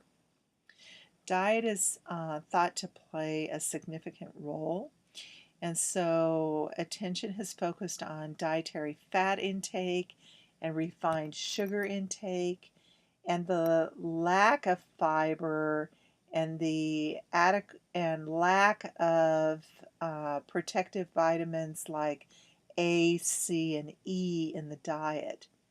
It's been thought that a high level of fat in the diet increases the synthesis of bile acids in the liver, and that may be converted to potential carcinogens by the bacterial flora in the colon.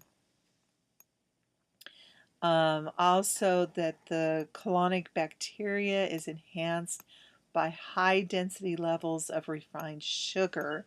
So dietary fiber is thought to increase stool bulk, and that way it dilutes and removes potential carcinogens. And so if you eat diet that doesn't have as much fiber in it, and we refer to it as refined food, like white bread, and fast food is usually considered highly refined. Um, so if you're eating that type of a diet, then you're not getting enough vitamin A, C, and E, which may act as free radical scavengers. And so this refined diet is making more free radicals, and so that is making the possibility of cancer higher. And so, basically eat a good diet, get your fruits and veggies. It's good for you. Colonoscopy allows them to biopsy and look at these polyps and potential cancerous growths. And in some cases, especially with the polyps, that takes care of the problem. They go in there, take the polyp out, you don't even feel it, and the site heals up, and that's the end of it.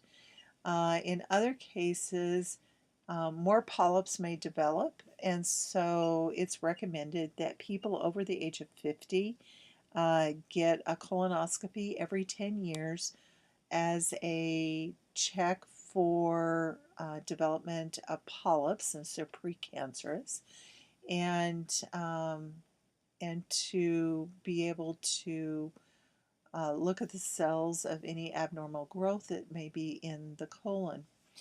Once they find polyps, and this is one of those things that I don't remember them talking about too much as I was reading it, is they will do they recommend that colonoscopy be done more frequently once they find polyps.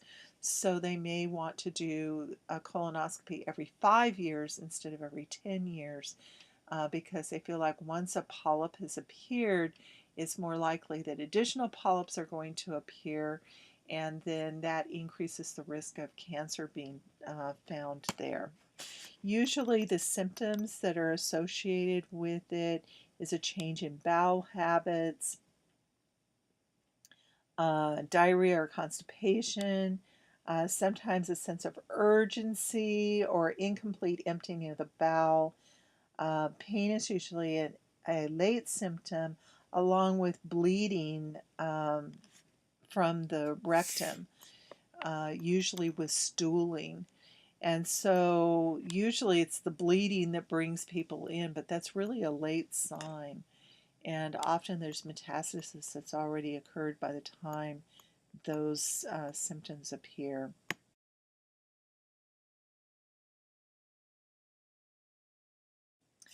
Honestly, this is one of those slides that got put in by the publisher, and I kept looking for these things about hemorrhage. Um, Never could quite find it, but it's definitely good information for you to know. Hemorrhage that occurs above the stomach usually results in frank hematemesis or bloody emesis. If there's bleeding into the stomach with partial digestion of the blood, we get what's called as coffee ground vomitus. So it actually looks like coffee grounds. It's dark colored. If it's in the intestine with blood mixing into the stools, if it's just a little bit, so that you can't see something obvious, we call that occult blood, meaning it's not seen. If it's into the intestines with large volumes of blood, it's called melena, and it usually is dark, like a dark burgundy color, and it looks kind of gel-like. when it comes out. That's what melena looks like. If there's bleeding at the rectum, it's usually bright red and it coats the stools. So because none of the digestive enzymes have been able to act on it, and that's why it's all nice and bright red.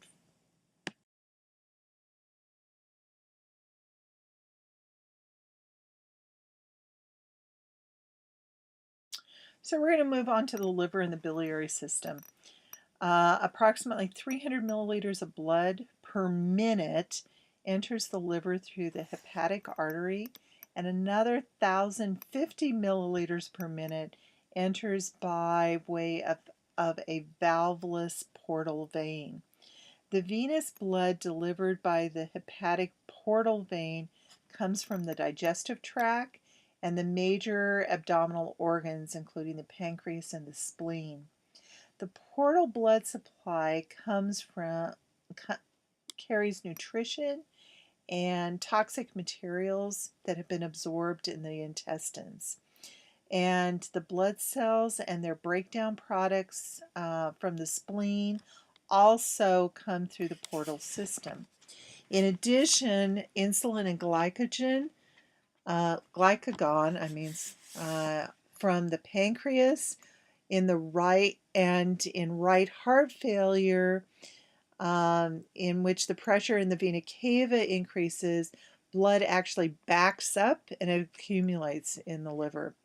I would recommend reviewing the functions of the liver. It's in table 30.1.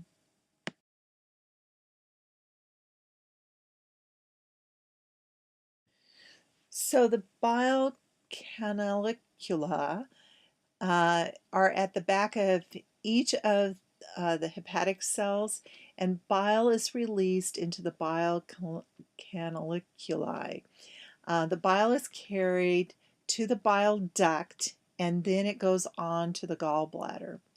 The metabolic functions of the liver is bile production, bilirubin excretion, drug and hormone metabolism, and biotransformation into water-soluble forms, and detoxification or inactivation of these drugs.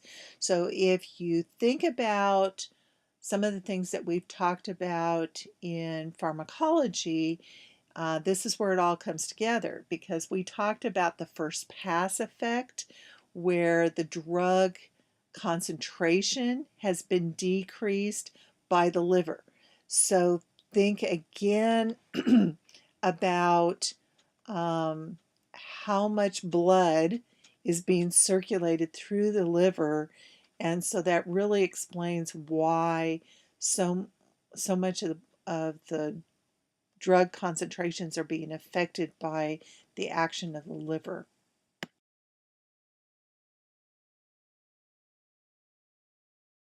The metabolic functions of the liver also include carbohydrate, protein, and lipid metabolism. Glucose is stored as glycogen. It's converted to glucose used to make fats.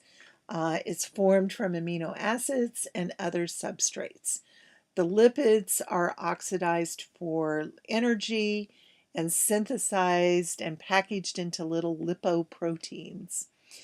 Also, the proteins are synthesized from amino acids, transamination, and deamination, and the ammonia is made into urea.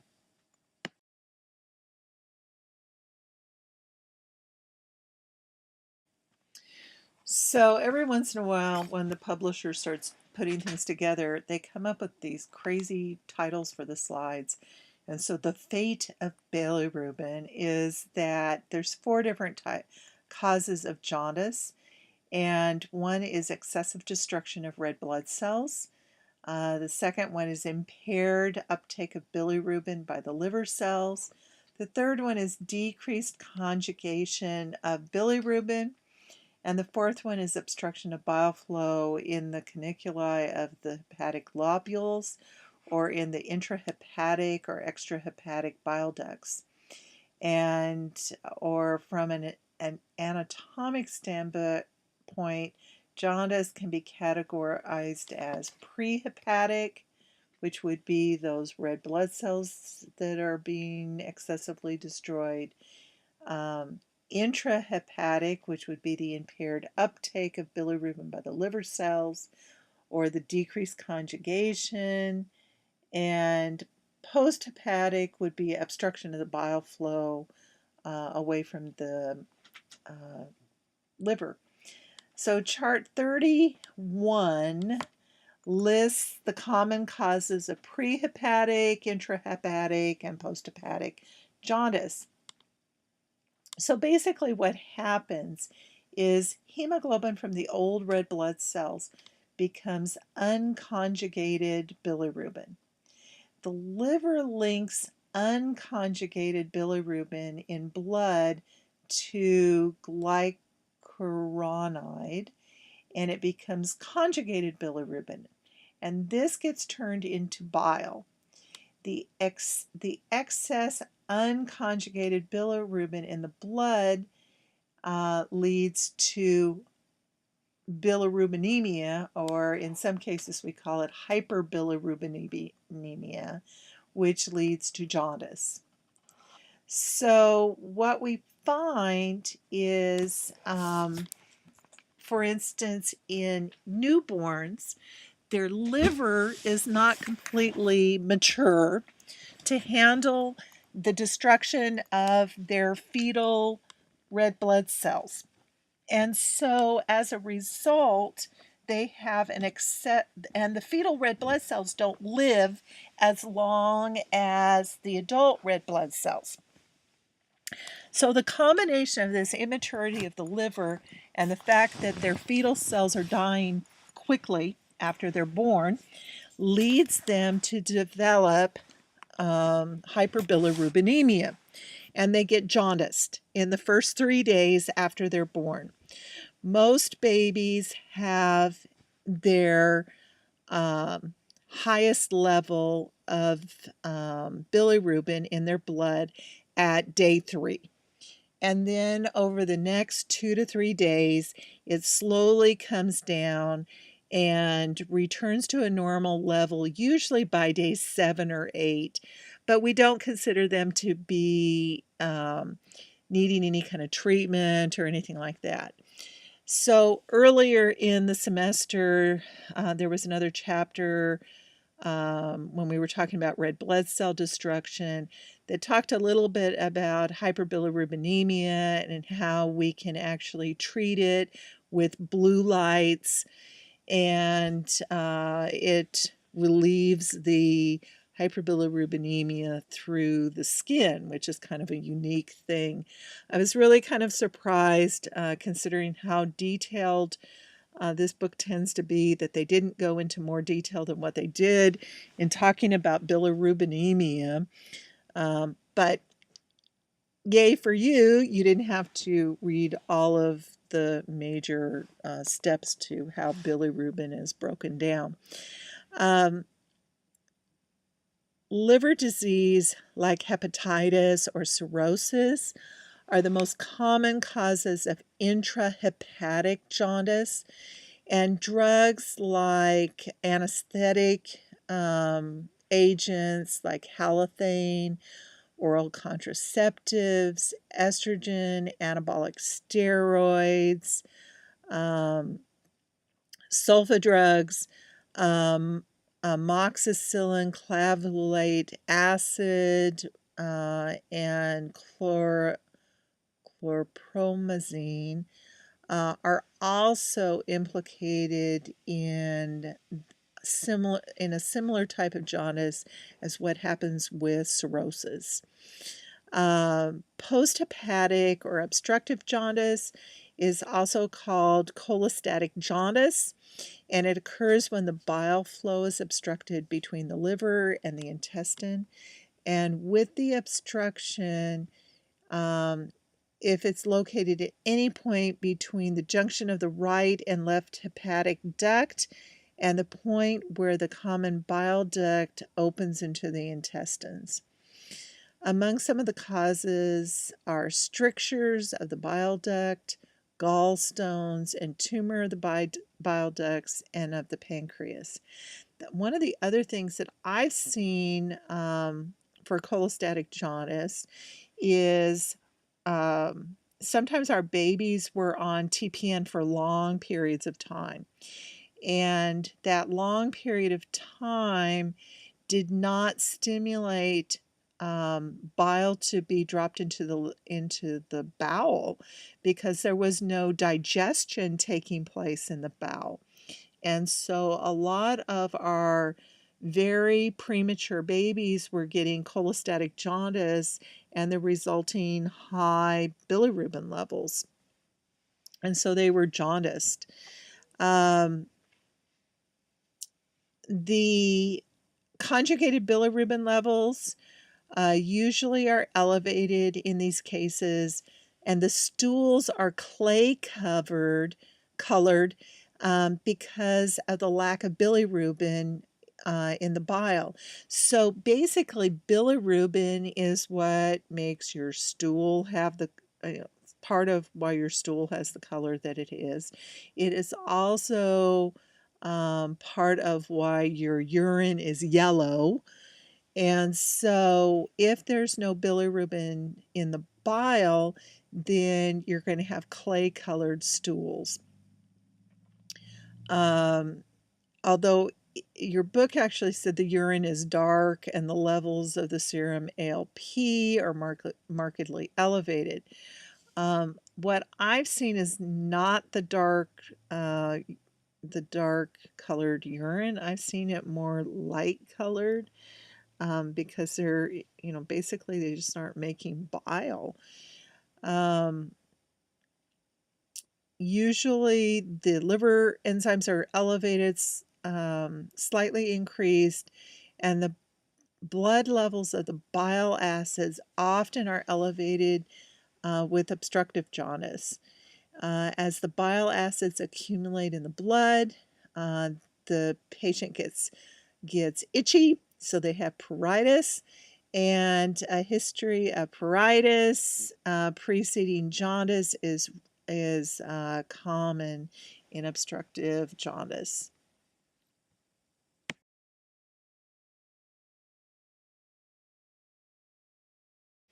So here's a picture of a person with jaundice, and what you could say, well, his skin doesn't look all that yellow to me. But if you look at the whites of his eyes, the whites of his eyes are very yellow.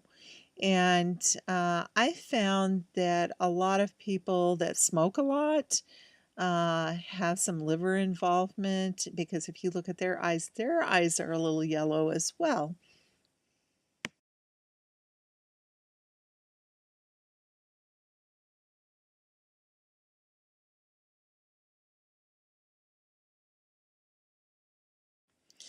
So we talked a little bit about cholestasis just a bit ago. Bile flow in the liver slows down with cholestasis, and the bile accumulates and forms plugs in the ducts. The ducts rupture, and that damages the liver cells. And so what we see is an increase in the alkaline phosphatase that's released in the blood. And so the alkaline phosphatase levels are high. The liver is unable to continue processing bilirubin. This results in increased bile acids in the blood and the skin. And so again, we get itchy people.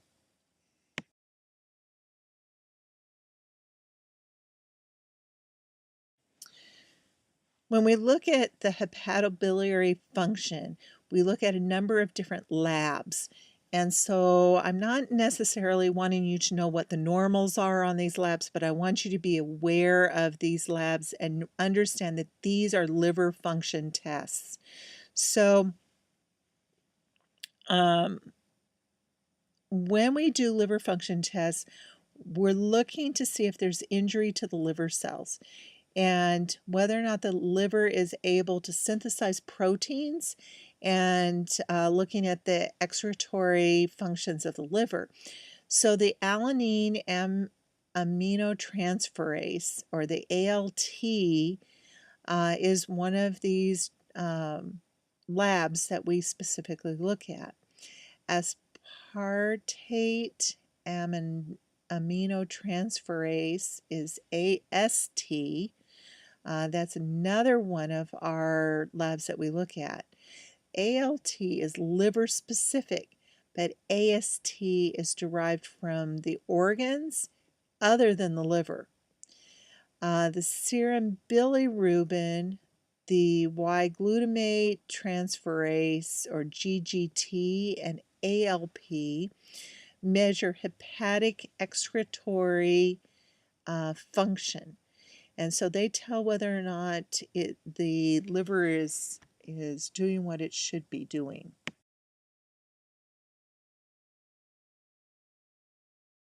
Now we're going to talk hepatitis. Hepatitis is a virus, and each one of the types of hepatitis differ in terms of their mode of transmission, their incubation period, their mechanism, how they affect the body, their degree and chronicity of liver damage, and the ability to evolve into a carrier state. The manifestations of acute symptoms of viral hepatitis can be divided into 3 phases: the prodromal, the pre-icterus period, and the icterus period. The icterus period is often also associated with the convalescent period. The onset of symptoms usually is abrupt and includes fever, malaise, nausea, anorexia, abdominal discomfort, dark urine, and jaundice.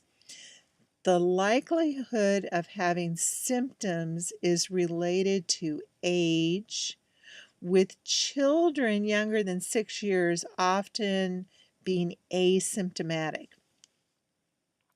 The illness in older children and adults is usually symptomatic, and jaundice occurs in approximately 70% of the cases. Symptoms usually last approximately 2 months, and hepatitis A virus infection does not cause chronic hepatitis or induce a carrier state, and only rarely causes acute fulminating hepatitis. Hepatitis A vaccine is available for persons at high risk for HIV exposure. And these include international travelers to regions where sanitation is poor and endemic. HIV infections are high. Children living in communities with high rates of HIV infection, and homosexually active men and users of illicit drugs are recommended to get the hepatitis A vaccine. It is spread through fecal-oral routes. There is a lot of stuff written about all of these hepatitis infections.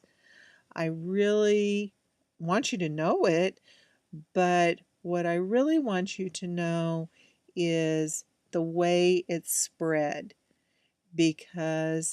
and whether or not there's a way of treating it, and whether or not you end up with liver disease with it. Hepatitis B virus is spread through blood, oral, and most body secretions. The blood and basically the blood, oral, and sexual contact is how you get it. Its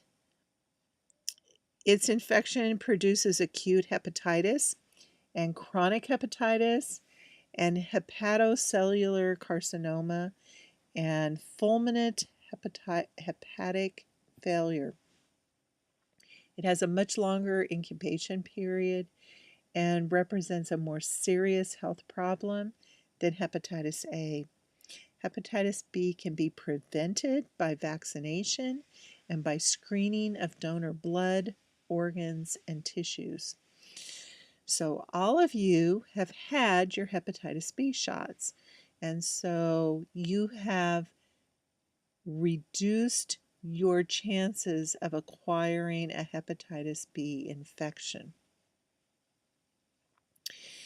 It's also recommended that all pregnant women be routinely tested for hepatitis B surface antigen during early pregnancy visits, and that infants born to hepatitis B surface antigen positive mothers receive appropriate doses of hepatitis B immune globulin and their hepatitis B vaccine. Most hepatitis B vaccine series are started while the baby is still in the hospital. They give them their first hepatitis B shot, and then they send them home. And then they get their next one when they go in for their 2-month visit. And if I remember right, the next one is at 6 months. And so they get all of them while they're still babies as part of their baby shots. Hepatitis C is the most common cause of chronic hepatitis, cirrhosis, and hepatocellular cancer in the world. Recreational injection drug use is the most common mode of hepatitis C transmission in the United States. Other risk factors include needle stick injuries in healthcare settings and birth to an HCV infected mother. In fact, the risk from needle sticks is much higher than for HIV infection. In other words, you're more likely to get hepatitis C than you would get HIV. I know a nurse practitioner in Kentucky who was admitting a baby to the NICU. And people were in the habit of, after they used their needle, of just sticking it into the foam bed. And so the nurse had just started an IV on this baby, and she went and stuck the needle down in what she thought was the bed, but instead she got the nurse practitioner instead. And the baby was positive for hepatitis C, had gotten it from its mother. And now that nurse practitioner is positive for hepatitis C. And she was very sick when she first got it. She has stabilized over time, but she has it because somebody wasn't watching what they were doing, and we don't go sticking needles into beds. We put them into needle boxes so that we don't stick people. Hepatitis D virus, or the Delta hepatitis agent, is a defective RNA virus that requires a concomitant, which means that they have to have hepatitis B infection going on at the same time in order for hepatitis D to happen.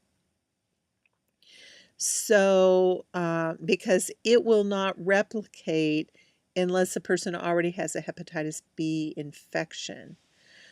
So it is associated with a co-infection or a superinfection on top of HBV. So if the person has an infection of HBV, this would be like catching the Delta infection on top of it. Hepatitis E is fecal oral route, and it does not cause chronic hepatitis or a carrier state. And a distinguishing feature of E infection is the high mortality rate, about 20%. And among pregnant women, it's owing to the development of fulminant hepatitis. So this is a really, really, really bad one because it actually will cause death.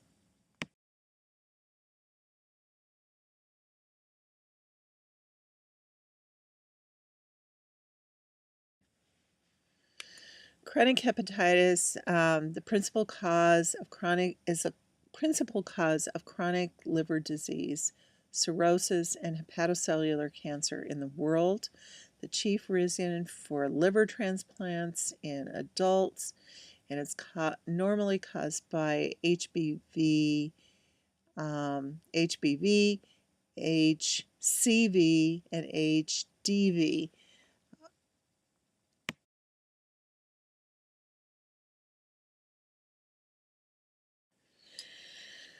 So when we look at alcoholic liver diseases, they're not all that different than their non-alcoholic versions, except that they have a definite cause. Fatty liver disease or steatosis is when the liver cells contain fat deposits and the liver becomes enlarged. Fatty liver disease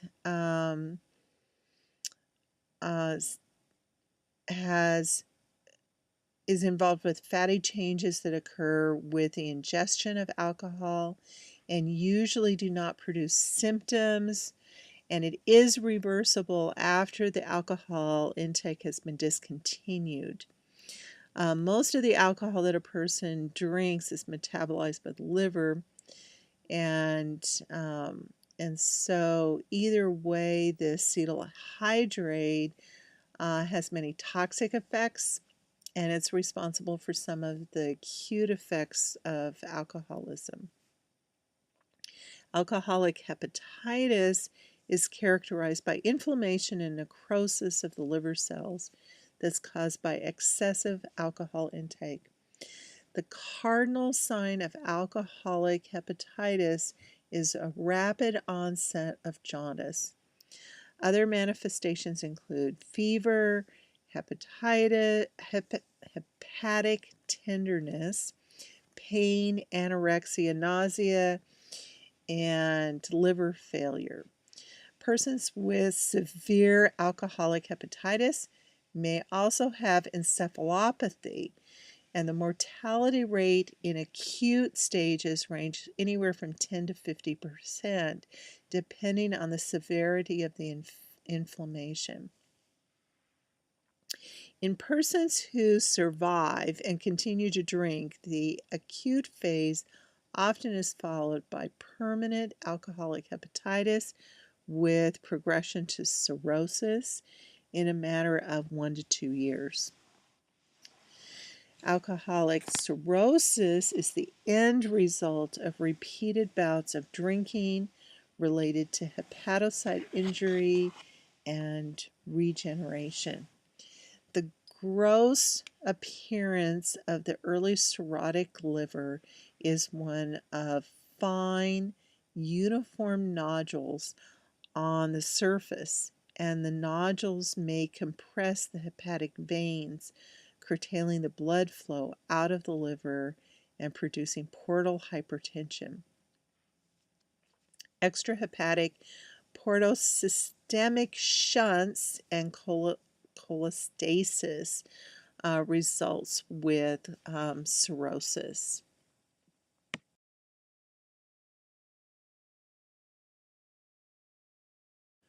I put this picture up for you guys to be able to compare and see all of the different symptoms that are associated with it. I know a lot of you, if you have a picture in your head, it helps you to remember the signs and symptoms of these different diseases. So this little guy here, it has all of the symptoms that are associated with cirrhosis of the liver, and that includes the non-alcoholic cirrhosis as well. So study the picture. Compare it to your textbook as far as the symptoms go. They should match up pretty close. These are the most common ones that you see, so don't worry about the ones that seem to be out of place.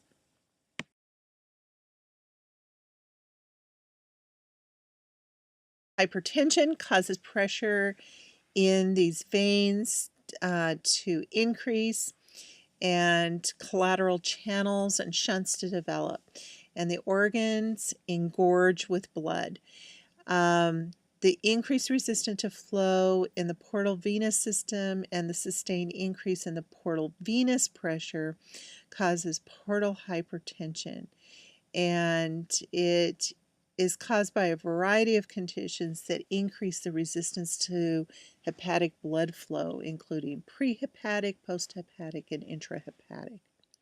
The major clinical consequences of portal hypertension arise from increased pressures and the dilation of the venous channels behind the obstruction.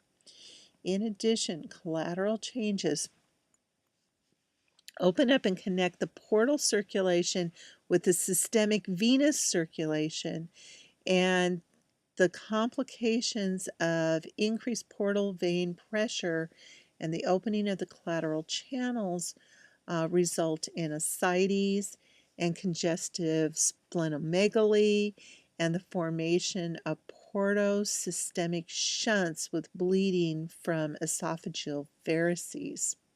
So in other words, they have varicose veins in their esophagus, and that these will start bleeding. It is a late sign of cirrhosis and portal hypertension when ascites becomes clinically evident, when at least 500 milliliters of fluid has accumulated. However, the amount may be so great, and frequently it's several liters, that it not only distends the abdomen, but it also interferes with breathing. The treatment of ascites usually focuses on dietary restriction of sodium and the administration of diuretics. Water intake may also need to be restricted because of the many limitations in sodium restriction. The use of diuretics has become the mainstay of treatment for ascites. Oral potassium supplements often are given to prevent hypokalemia that's associated with the diuretic use, and large volume paracentesis, which is the removal of 5 liters or more of acidic fluid, may be done in persons with massive ascites and pulmonary compromise. The spleen enlarges progressively in portal hypertension because of shunting of the blood into the splenic vein. Hypersplenism is characterized by a decrease in the lifespan of all the formed elements of the blood and a subsequent decrease in their numbers, leading to anemia, thrombocytopenia, and leukopenia. The decreased lifespan of the blood elements is thought to be a result of increased rate of removal because of the prolonged transit time through the enlarged spleen. Clinically, the most important collateral channels are those connecting the portal and coronary veins that lead to reversal of flow and formation of thin-walled varicosities in the submucosa of the esophagus and the stomach. Those thin-walled varices or varicose veins are directed at, are subject to rupture, and they produce massive and sometimes fatal hemorrhage. It is amazing what happens when these things burst. I mean, these people are just throwing up blood, and bright red blood. Treatment for portal hypertension and esophageal varices is directed at prevention of the initial hemorrhage, management of acute hemorrhaging, and prevention of recurrent hemorrhage. Pharmacologic therapy is used to lower the portal venous pressure and prevent the initial hemorrhage. The non-selective beta-adrenergic blocking drugs like propranolol and nandrolol are commonly used for this purpose, and these agents reduce the portal venous pressure by decreasing the splenic blood flow and thereby decreasing blood flow in the collateral channels. Several methods are used to control acute hemorrhage, including pharmacologic therapy, balloon tamponade, and emergent endoscopic therapy. The pharmacologic methods include the administrations of octreotide, which is a long-acting synthetic analog of somatostatin. So think back to endocrine and what endocrine disorder uses somatostatin. The drug is given intravenously and it provides control of the variceal bleeding in up to 80% of the cases. The balloon tamponade provides compression of the varices and is accomplished through the insertion of a tube with an inflatable gastric and esophageal balloons. After the tube has been inserted, the balloons are inflated and the esophageal balloon compresses the bleeding esophageal veins, and the gastric balloon helps to maintain the position of the tube. Emergent endoscopic procedures include sclerotherapy, in which the variceals are injected with a sclerosing solution that obliterates the vessel lumen and the ligation, to which a band is inserted around the bleeding vessel. It used to be that they would take these balloon and basically they're put down like an NG tube almost, and they used to fill them up with iced saline because the cold would help to clot the blood so that the bleeding would slow down. So they weren't filling these balloons with air, they were filling them with ice water. But they're not doing that as much anymore because they found that it doesn't seem to work any better than just having it filled with air.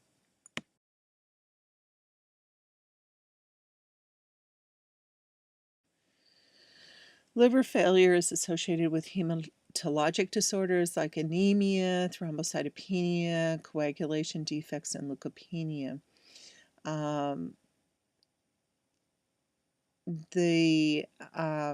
There's endocrine disorders that are associated with it that include fluid retention, hypokalemia, disordered sexual functions. And so if you think about it, which hormones would cause these endocrine disorders?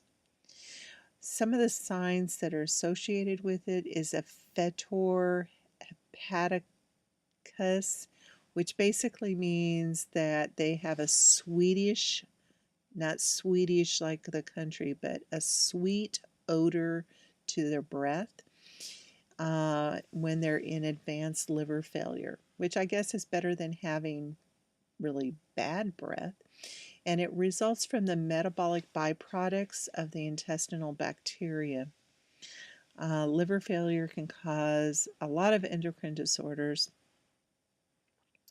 particularly disturbances in the gonadal or the sex hormone functions, and they're common accompaniments of cirrhosis and liver failure. Women may have menstrual irregularities, usually amenorrhea, loss of libido, and sterility. In men, testosterone levels usually fall, and the testes atrophy, and there's loss of libido. There's impotence and gynecomastia. Gynecomastia means they're developing breasts.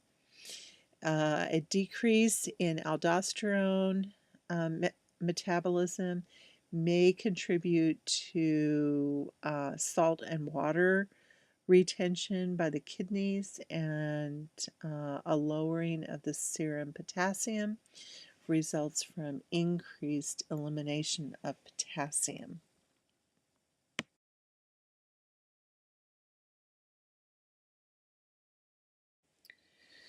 Liver failure also brings on numerous skin disorders, and these lesions are called vascular spiders or telangiectasias, spider angiomas, and spider nevi.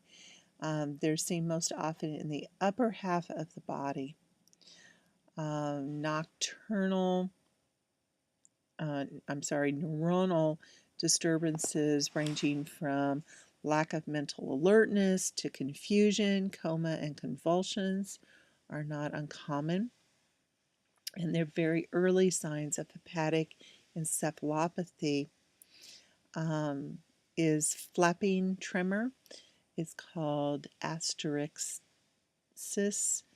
and various degrees of memory loss can occur, coupled with personality changes like euphoria, irritability, anxiety, and a lack of concern about personal appearance or their selves. And that can all happen within just a few minutes of each other. Speech may become impaired, and the person may be unable to perform certain purposeful movements. The encephalopathy may progress to decerebrate rigidity and then a terminal deep coma. So in other words, they go into the coma, they don't ever come out of it. The treatment of liver failure is directed towards symptom management and preventing infections, providing sufficient calories and protein to rebuild and maintain protein stores, and correcting fluid and electrolyte imbalances. In many cases, liver transplantation remains the only effective treatment, and currently 1-year survival rates approach 90%, and 5-year survival rates are 70 to 80%. A lot of people think that once they get a liver transplant, everything is going to be fine. And what's really bad is that it is not all that uncommon that if the liver failure is caused by alcoholism, that the person continues to drink even after they get their new liver, and they actually destroy their new liver the same way they destroyed their previous liver. And it's a really sad, sad thing.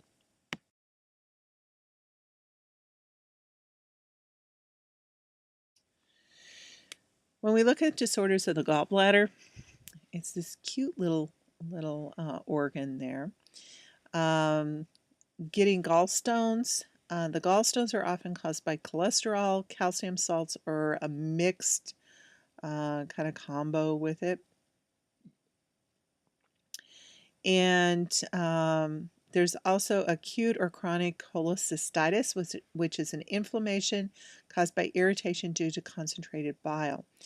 One of the things that I thought was interesting is the book mentioned that it's not uncommon for cholecystitis or cholelithiasis to exist in women that have had several children after their pregnancy. It actually is pretty common among first-time mothers, and so these moms, think that everything's fine and dandy, and all of a sudden they start having these horrible, horrible pains. And this actually happened to my younger daughter after her little guy was born. And she had her appendix out when she was in college. And she told me that the pain that she had from her cholecystitis was worse than labor, and it was worse than her appendicitis pain had been. It was the worst pain she had ever had. So just, general information about cholecystitis. Basically, removal of the gallbladder is how that's treated.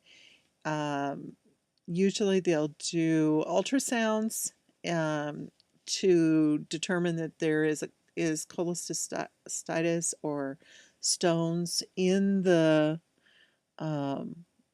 ducts. And in some cases, they'll do scans, but in general, an MRI or a CT or a ultrasound is all that they need for that. They remove it, and usually they'll keep the patient in for about 24 hours, and then they're discharged. The choledocholythesis are stones in the common bile duct, and again, it's relieved by surgery.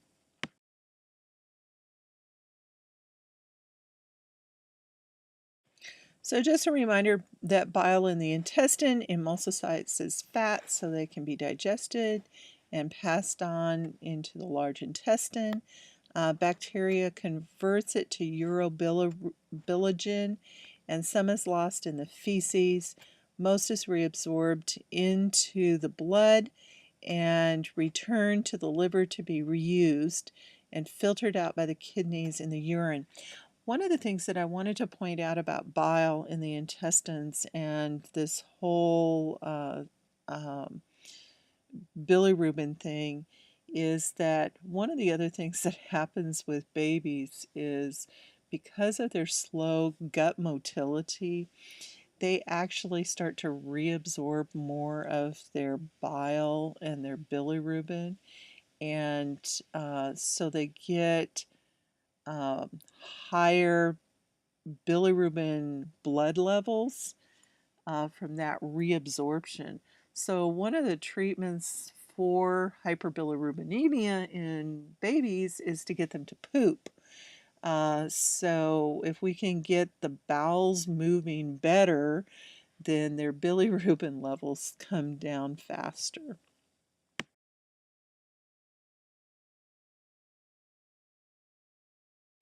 We've talked about the pancreas as an endocrine organ.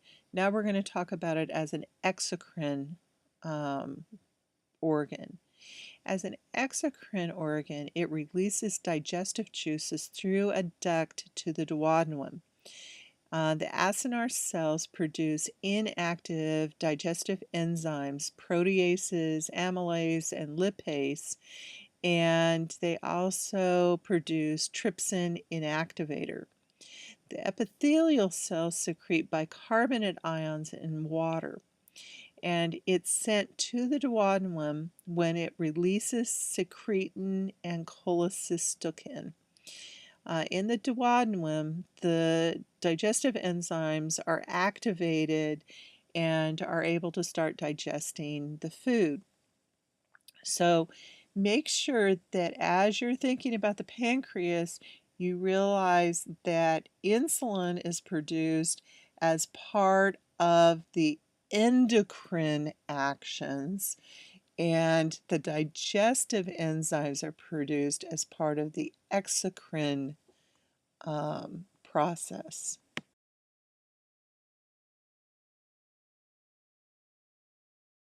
Before I start talking about pancreatitis, I want to mention that this is why cystic fibrosis has such a profound effect on the pancreas, is that as that mucus that's in that thick, nasty mucus that's involved with cystic fibrosis blocks off the pancreas, it makes it so that those cells are not able to produce those digestive juices, and that's why they have to have pancreatic enzymes added to their meals because they don't produce them on their own.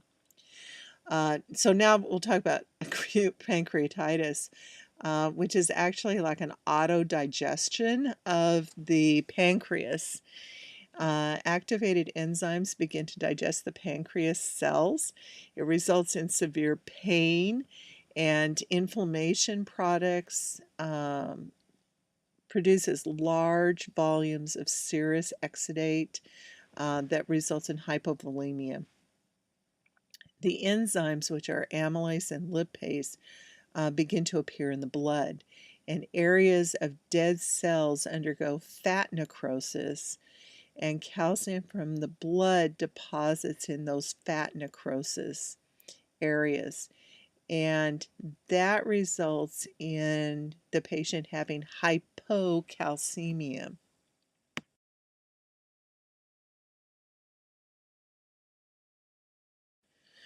With chronic pancreatitis, they have the signs and simpler symptoms that are similar to acute pancreatitis, but they often have digestive problems because of the inability to deliver the enzymes to the duodenum, and they have glucose control problems because of damage to the islets of Langerhans. So they have actually a combination of both endocrine problems and exocrine problems. Also, they have signs of biliary obstruction because the underlying bile tract disorders or the duct compression by tumors. So often with chronic pancreatitis, it leads to pancreatic cancer.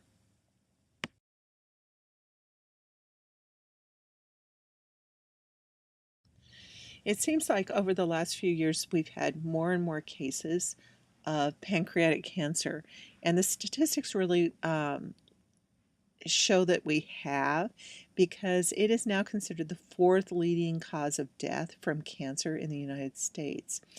And the only ones that have more deaths associated with them is lung cancer, colon cancer, and breast cancer. Pancreatic cancer rarely occurs in persons younger than 50 years of age, and the risk increases with age. The most significant and reproducible environmental risk factor is cigarette smoking, which doubles the risk of developing pancreatic cancer. Diabetes and chronic pancreatitis also are associated with pancreatic cancer. The symptoms are pain, jaundice, and weight loss, diabetes or impaired glucose tolerance. Due to the proximity of the pancreas to the common bile duct and the hepatopancreatic ampulla, cancer of the head of the pancreas tends to obstruct bile flow. Jaundice is frequently the presenting symptom, and it's accompanied by complaints of pain and itching. So yes, I know somebody who died of pancreatic cancer. When I was working in Lexington, I went to work for the hospital there as a neonatal nurse practitioner. And the hospital really had not done their homework, and they had no idea what was necessary for a nurse practitioner to function independently in the hospital. And at that point in time, I had to have an agreement with a physician in order to be able to work in the hospital. And I had previously worked with one of the neonatologists at the University of Kentucky, and he had decided to leave his the neonatology group and go back to being a pediatrician. And so when he found out that I really wasn't able to work as a nurse practitioner because at the time they were using temporary physicians to provide services at the hospital, he said, well, I'll sign a contract with you so that you can go to deliveries and see patients. And I was like, well, that's so sweet of you. And then I found out about his pancreatic cancer. Well, over the next month to 2 months, we interviewed several physicians to come and work as neonatologists. And we had finally found the one that we were hiring. And just as he started, like within a week of when he started, my friend passed away of his pancreatic cancer. It was almost like he was waiting for the guy to take place, because if he had died sooner, then would have been back to not being able to function as a nurse practitioner at that hospital. He was the sweetest, nicest man, and it was just uh, even talking about it, I just kind of tear up because he was just such a wonderful man, and that he would think about patients rather than himself, even at this point where he was dying of pancreatic cancer. The most common pain that's associated with pancreatic cancer is an epigastric pain. It's often accompanied by back pain. It's often worse in a supine position, and it's relieved by sitting forward. Most cancers of the pancreas have metastasized at the time of diagnosis, and surgical resection of the tumor is done when the tumor is localized, or it's done as a palliative measure. Radiation therapy may be useful when the disease is localized, but not able to be resected. The use of irradiation and chemotherapy for pancreatic cancer continues to be investigated, but hasn't been very effective. Pain control is one of the most important aspects of management of persons in end-stage pancreatic cancer. Like I said, it seems like more and more people are getting it. Michael Landon died of pancreatic cancer. There's been some other stars that have died of pancreatic cancer, some politicians. We're just hearing more and more of people that die of pancreatic cancer. Like I said, my good friend died of pancreatic cancer, and it's not a pleasant death. So that concludes this topic, and we'll be having a test on Wednesday.